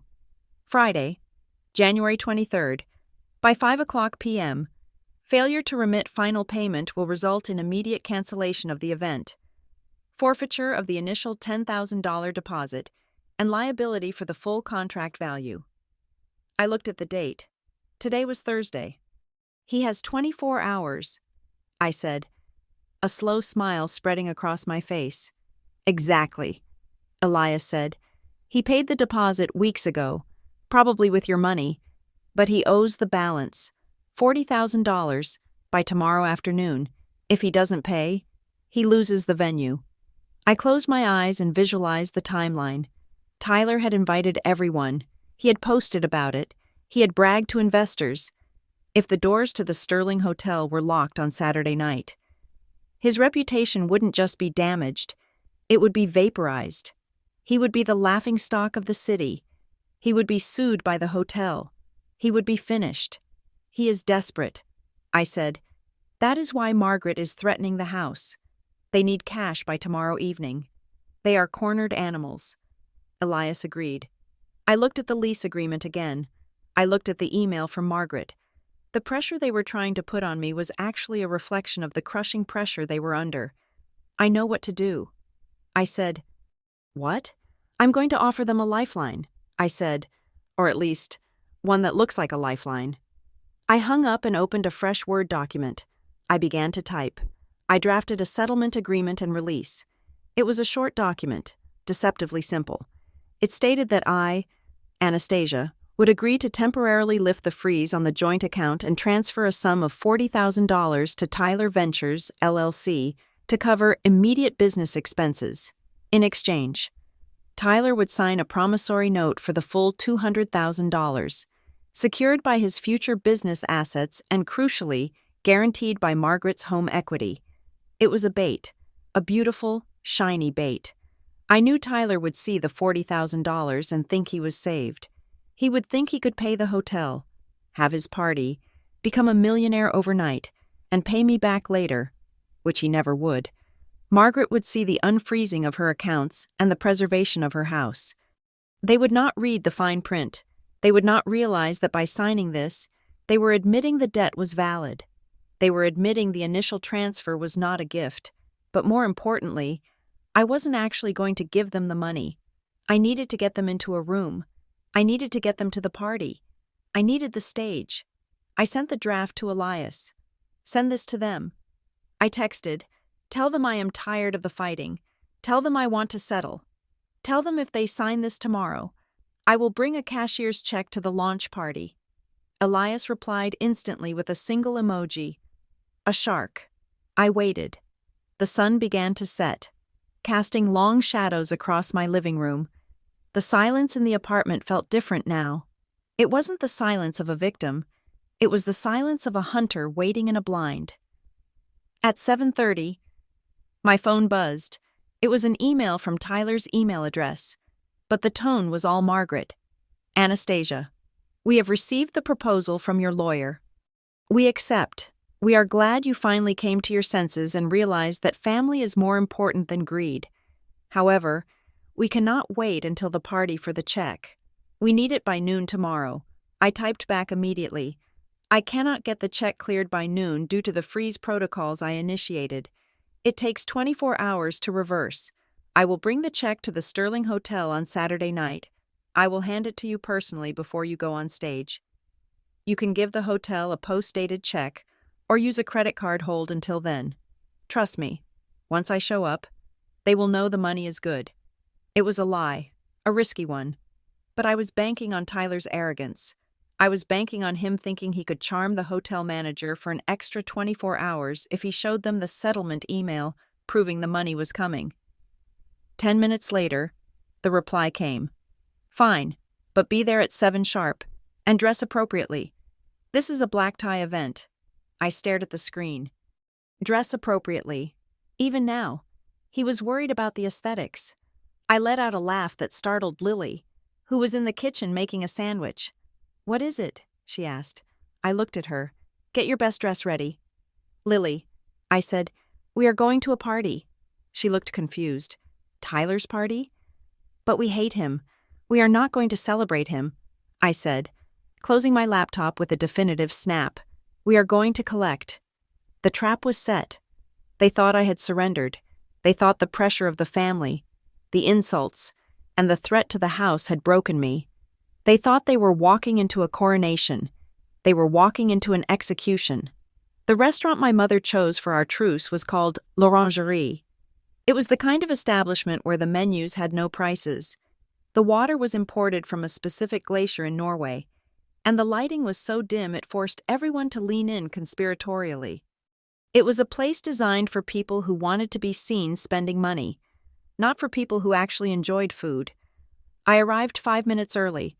I sat at the table near the back, my back to the wall, a habit I had picked up from years of risk assessment.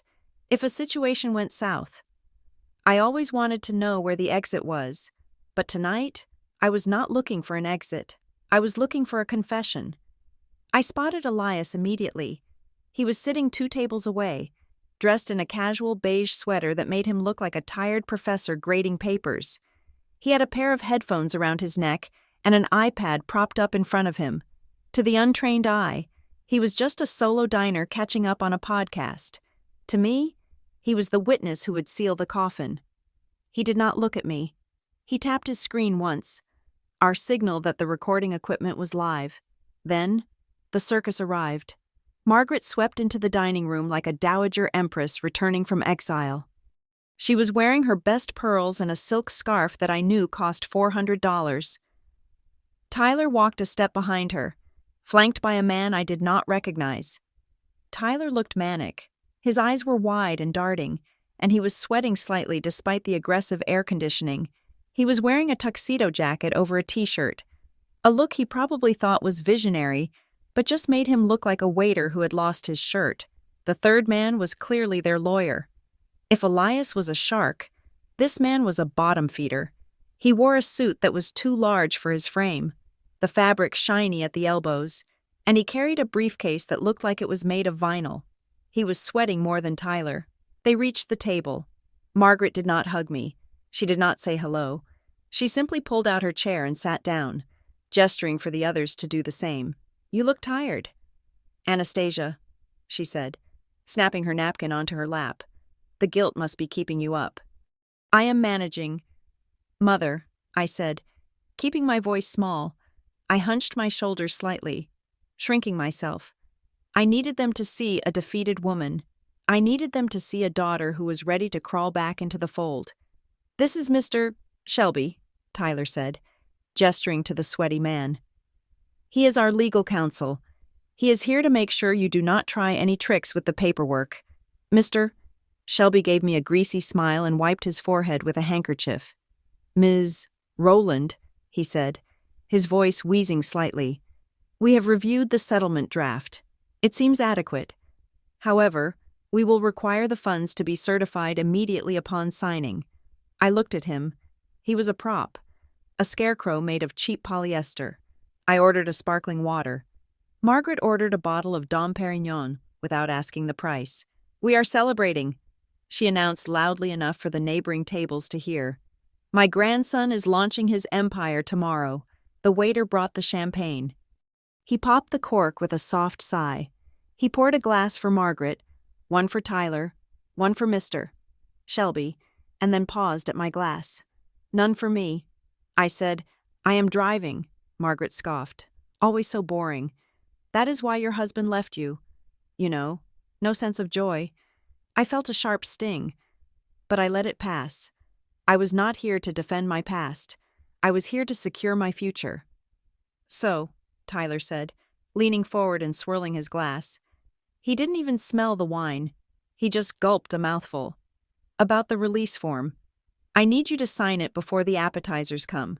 The hotel needs to see the proof of funds by 10 o'clock tonight or they start asking questions. I looked at him with wide, worried eyes. 10 o'clock? I asked. I thought the deadline was tomorrow. It is tomorrow, Tyler said quickly. Too quickly. But I like to be ahead of schedule. That is how CEOs operate. Anastasia. We anticipate. I looked down at the tablecloth. I brought the papers. I said, but I have some questions first. Questions? Margaret slammed her glass down. What questions could you possibly have? You stole our money. You froze our lives. We are being generous by even letting you sit here. Just sign the paper, transfer the $40,000, and maybe I will let you come to Christmas dinner this year. I took a deep breath. I had to time this perfectly. It is just $200,000 is a lot of money, I said, and the $40,000 I'm giving you now is my emergency fund. If this business fails, Tyler, how will you pay me back? Tyler laughed. It was a loud, barking sound that lacked any real humor. Fail? He asked, looking at Mr. Shelby as if they shared a private joke. Aunt Anna, you really don't get it. I am importing limited edition hypercars from Dubai. I already have buyers lined up. One car alone nets me $50,000 in profit. By the end of the year, I will have turned that $200,000 into $2 million. I will pay you back your little loan and buy you a new car just to shut you up. He leaned back, draping his arm over the chair. This is not a gamble, he said. It is a transfer of wealth to the person who knows how to multiply it. You just know how to save it. That is the difference between a worker bee and a queen. Anna, I looked at Margaret. She was beaming. She looked at him with an adoration she had never, not once in 40 years, shown to me. He is right, she said. Tyler has the instinct. He reminds me of your father before he got tired. I gripped my water glass. But what about Lily? I asked softly. The table went quiet.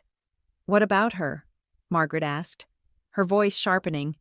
That money was for her. I said. I looked directly into Margaret's eyes. I needed her to say it. I needed her to say it while Elias's iPad was recording every syllable. Mom, you knew that. You sent me that email 8 years ago. You knew I was saving every penny for her tuition. If Tyler loses this money, what happens to her? She worked so hard. Margaret rolled her eyes. She picked up a piece of bread and tore it in half violently. Oh, stop whining about Lily, she spat. She got into the Ivy League. I pressed. She needs that money. She does not need it, Margaret snapped. Her voice rose, cutting through the ambient noise of the restaurant. She is a girl, Anastasia. Why are you so obsessed with sending her to some elitist school where she will just learn to look down on her family? I kept pushing. I needed the kill shot, but it was my money. Mom, I earned it. Why did you take it? Why did you think you had the right? Margaret's face flushed red.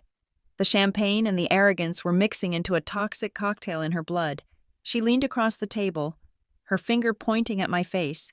"Because I am your mother," she hissed, "and that money was in a joint account. That means it was mine. And let me tell you something, Anastasia. I am tired of you acting like you are better than us because you have a fancy job. That money is mine. I choose who gets it, and I chose Tyler because he is going to do something with it." She took a breath, and then she delivered the line that would end her. "Lily does not deserve that money. She is weak. She is just like you. She will never be anything more than a worker. Tyler is the bloodline. He needs it. And since I am the head of this family, what I say goes." Silence. Absolute, ringing silence at our table. I saw Elias, in my peripheral vision, take a sip of his water. He adjusted his glasses. That was the confirmation. We had it. Lily does not deserve that money. It was mine. I chose. It was a direct admission of misappropriation of funds and a breach of the fiduciary trust she had acknowledged in the previous email. It was malice. It was theft. It was beautiful. I let out a long, shaky breath. But this time, the shake was not from fear. It was from the adrenaline of the kill. "I see," I said quietly. "Good," Margaret said, sitting back and smoothing her scarf. "Now that we have cleared that up, sign the paper." Mr. Shelby pushed the document toward me. He uncapped a cheap plastic pen and held it out. "Sign here, Mrs. Rowland," he grunted, and initial the bottom regarding the release of the freeze order. I looked at the paper. It was the trap I had written. It was the document where they promised to pay me back using the house as collateral. I picked up the pen. My hand hovered over the signature line. Tyler was practically vibrating. He was watching the pen tip like a starving dog watching a piece of steak. "I cannot sign this yet," I said. "What?" Tyler slammed his hand on the table. The cutlery jumped. I put the pen down. "I need to think." I said, "You are asking me to release $40,000 and unfreeze the rest. But I just heard you say you do not value my daughter. I need to be sure. Tyler. I need to be sure this business is real." "It is real," he shouted. "Then show me." I said. I looked at him, feigning a mix of fear and awe. "You said the launch party is tomorrow. You said it is going to be spectacular. Prove it to me. If I see the investors, if I see the setup, if I see that you are actually a CEO, then I will give you the check. I will bring a cashier's check for $40,000 to the party, and I will sign the release right there on the stage." Tyler stared at me. His brain was working furiously. He needed the money tonight to pay the hotel, but he couldn't force me to sign. And his ego, his massive, fragile ego, loved the idea of me signing the release on stage. It would be the ultimate victory. The aunt kneeling before the king. He looked at Margaret. Margaret nodded. She wanted the public victory too. "Fine," Tyler said through gritted teeth. "But you bring the check. If you show up empty-handed, I will have security throw you out." "I will be there," I promised. 7 o'clock? 7. He sneered. "And try to look less depressing. It is a black tie event." The waiter arrived with the bill. He placed the leather folder in the center of the table. Margaret reached for it instinctively. It was a reflex. She always made a show of grabbing the check, expecting someone else to argue. "I got it," she announced. She pulled out her credit card, the platinum card she was so proud of. She handed it to the waiter. I watched. Elias watched from 2 tables away. The waiter walked to the terminal station a few feet away. He swiped the card. He frowned. He swiped it again. He typed something in. He walked back to the table. He looked uncomfortable. "I am sorry." "Madam," he said softly, "the card has been declined." Margaret turned purple. "That is impossible," she snapped. "Try it again. It is a platinum card. I tried it twice." "Madam, the system says, account frozen. Refer to issuer." Tyler looked at his shoes. "Mister?" Shelby looked at the ceiling. "Do you have another card?" the waiter asked. Margaret fumbled in her purse. She pulled out a debit card. "Try this one." The waiter returned 30 seconds later, also declined. "Madam, code 404. Frozen assets." The silence at the table was thick enough to choke on. The patrons at the next table were staring. Margaret Rowland, the matriarch who had just bragged about building an empire, could not pay for her $50 sparkling water. I let the moment stretch. I let them sit in the shame of it. I let the reality of what I had done to them sink in. Then I sighed. A long, weary sigh. "I will get it," I said. I reached into my purse and pulled out my corporate black card.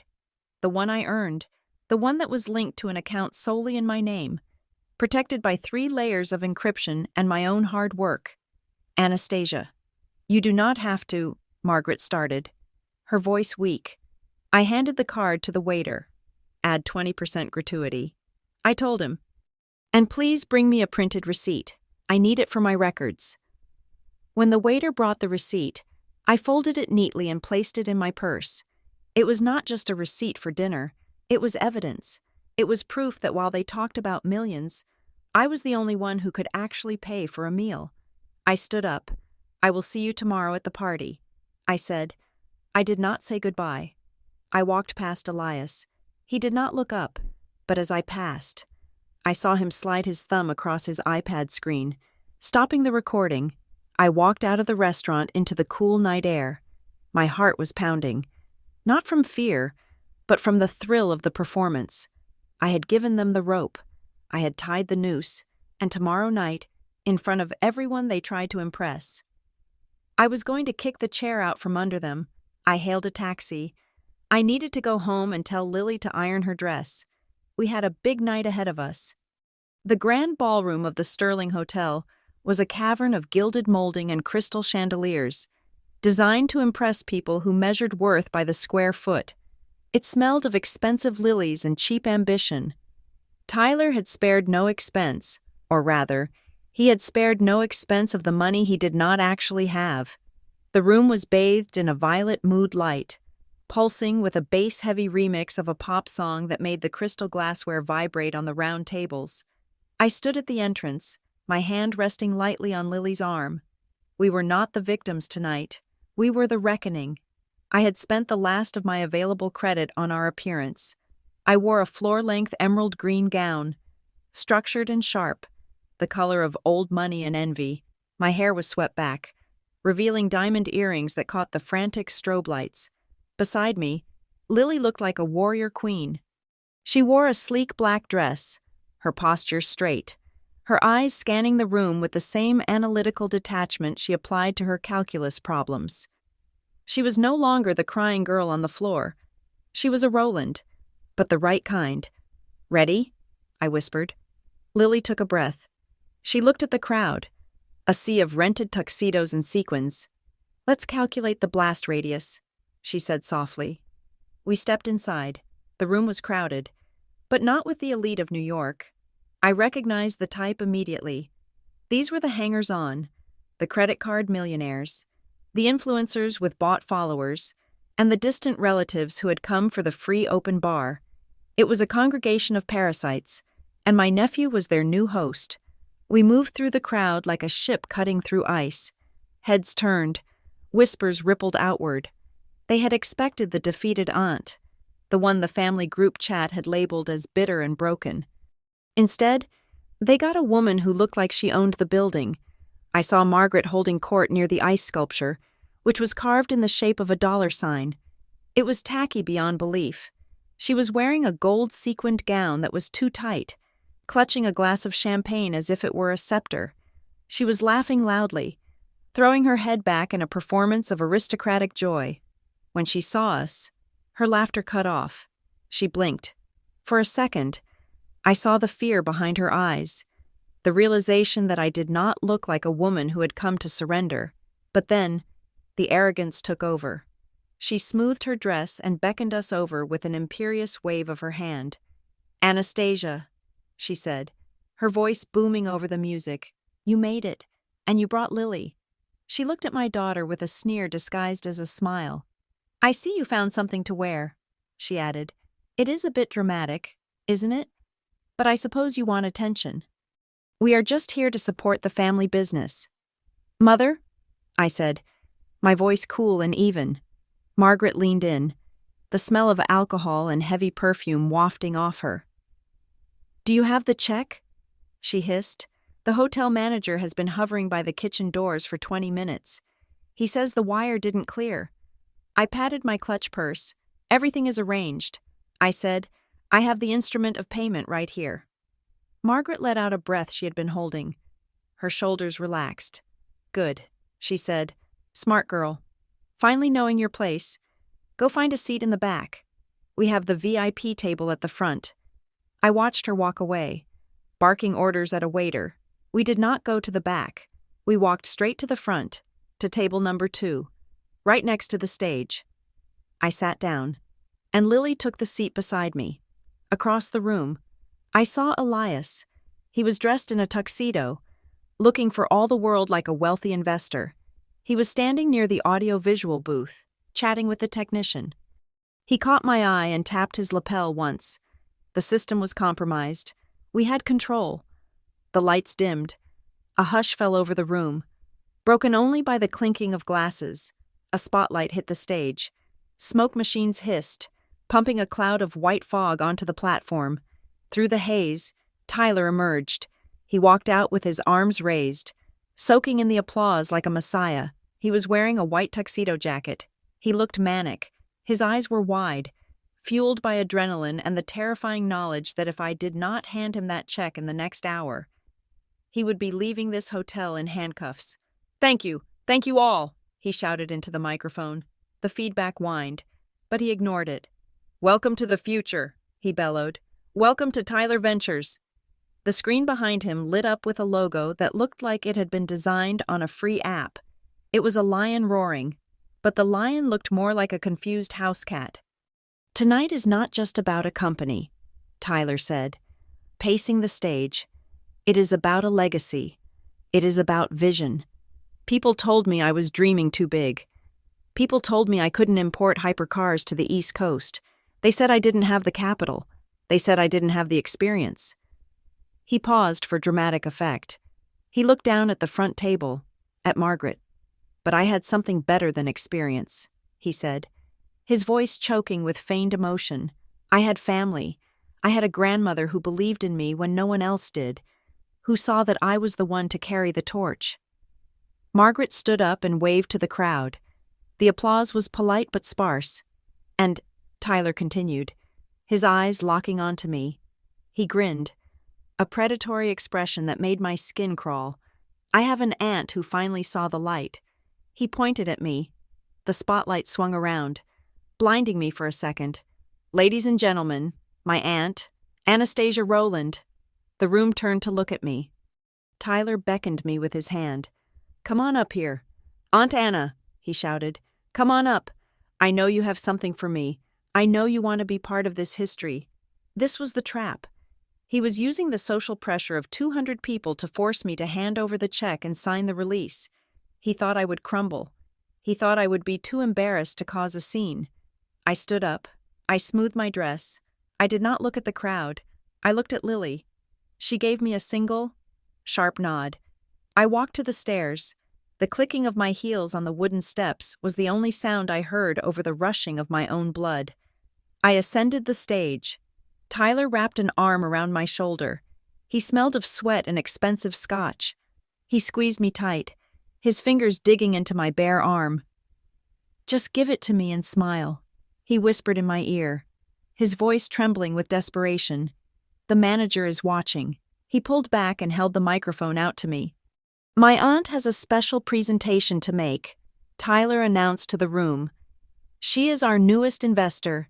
She is bringing the final injection of capital to launch our fleet. He thrust the microphone into my hand. I took it. It was heavy, cold metal. I looked out at the audience.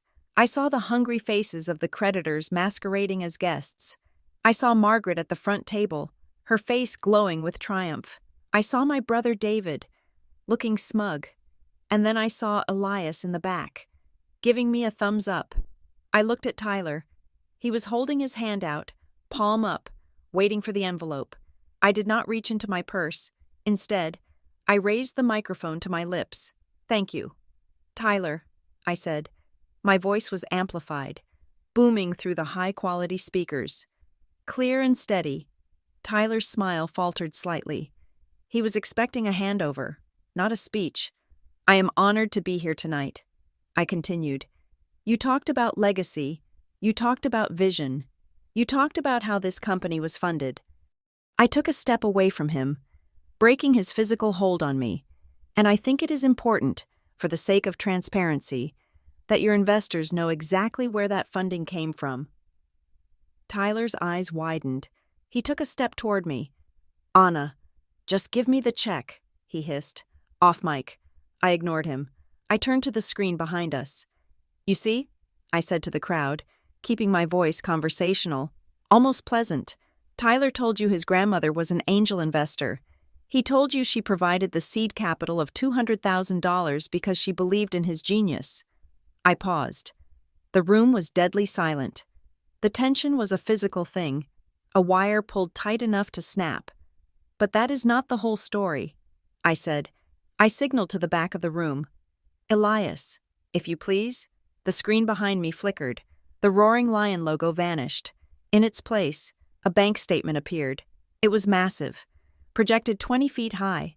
Every number was crisp and clear. Gasps rippled through the room. This is a statement from a joint savings account, I said, pointing to the screen. You can see the dates. January 2004, February 2004, March, April, for 18 years. I turned to look at Margaret. She had gone pale, her mouth opening and closing like a fish out of water. You can see the deposits, I said. $500 here, $200 there. These were not investment dividends. These were not profits from a family business. I looked back at the crowd. These were deposits from my paycheck. I said, every single month, for 20 years. I worked overtime. I skipped vacations. I drove a used car. I saved this money for one specific purpose. The image on the screen changed. It was now a photo of Lily's acceptance letter to the university. My daughter. Lily, I said, my voice catching with genuine emotion for the first time. She is a mathematician. She earned a spot at one of the finest universities in the world. That money, that $200,000, was for her tuition. It was her future. Tyler lunged for me. Cut the mic! He screamed at the sound booth. Cut it! But the technician did not cut the mic. Elias had paid him $500 cash 10 minutes ago to ensure the audio stayed live. Tyler grabbed my arm. You are ruining everything, he shouted, his voice cracking. I shook him off. I was stronger than him. I was fueled by the rage of a mother. I am not done, I said, my voice thundering over his protests. The screen changed again. This time, it was a screenshot of an email, the email from Tyler to his friend, titled The Plan. Elias had found it during the discovery phase of the freeze order. It was dated 3 weeks ago. I read the highlighted text aloud. Grandma is going to transfer the cash on Monday. She thinks I am buying cars. I am going to use half to pay off the gambling debt before the bookies break my legs, and the rest to lease a Lambo for the gram, once the company looks real. I will get a loan to pay it back. She is clueless. The crowd erupted. A low murmur of shock turned into loud chatter. People were standing up. Tyler froze. He stared at the screen. He looked like a ghost. Margaret let out a scream from the front row. It was a primal sound of denial. No, she shrieked. That is fake. She forged it. I looked down at her. It is not fake. Mother, I said, it is from his server. And here is the best part. I signaled Elias one last time. The screen changed to a document with a red header. Superior Court of New York. Temporary restraining order and asset freeze. This afternoon, at 4 o'clock, a judge granted a permanent freeze on the assets of Tyler Ventures, LLC, and Margaret Rowland due to overwhelming evidence of financial fraud and elder exploitation. I announced. I turned to Tyler. He was shaking. Tears were streaming down his face, ruining his fake tan. There is no check. Tyler, I said softly, so only he and the front row could hear. There is no investment. There is no money. The account is empty. Your credit line is revoked. I pointed to the back of the room, where the double doors had just opened. Two uniformed police officers and a man in a dark suit, the hotel manager, were walking in, and I believe the hotel manager would like a word with you about the $50,000 balance you owe for this party. I said, since you cannot pay it, that constitutes theft of services. Tyler looked at the police. He looked at me. He looked at the crowd of people who were now taking out their phones to film the disaster. He didn't fight. He didn't run. He just collapsed. He sank to his knees on the stage, burying his face in his hands, a sobbing mess of white tuxedo and ruined dreams. I stepped back. I smoothed my dress. I walked down the stairs. The crowd parted for me, wide-eyed and silent. They looked at me with fear. They looked at me with respect. I walked to the table. Margaret was slumped in her chair, clutching her chest. She looked old. Suddenly, she looked 80 years old. The delusion had shattered, and the shards had cut her deep. "You destroyed us," she whispered. "Your own family." I looked down at her. I felt nothing. No pity, no anger, just the cold, clean feeling of a balance sheet that had finally been corrected. "You destroyed yourselves," I said. "I just audited the books." "Come on, Lily," I said. Lily stood up. She looked at her grandmother one last time. She didn't say a word. She just adjusted her shawl and turned away. We walked out of the ballroom, behind us. The chaos was erupting. I heard the police reading Tyler his rights. I heard Margaret wailing. I heard the guests clamoring for refunds on their gifts. We walked through the lobby, past the gold leaf and the marble. We walked out into the cool night air of New York City. It was over. The money was gone. Yes, but so was the weight. So was the lie. I put my arm around my daughter. "Are you hungry?" I asked. Lily looked at me and smiled. A real smile. "I could eat," she said. "Let's go get a burger." I said, "I know a place that is cheap, greasy, and honest." We walked down the street, the sirens fading behind us, walking toward a future that was finally, truly ours. Thank you for listening to this story of betrayal and cold justice. I would love to know where you are listening from. So please comment down below with your city or country, and let's share our thoughts on whether Anastasia went too far or did exactly what needed to be done. If you enjoyed this revenge, please subscribe to the Blue Payback channel, like this video, and smash that hype button to help this story get heard by more people.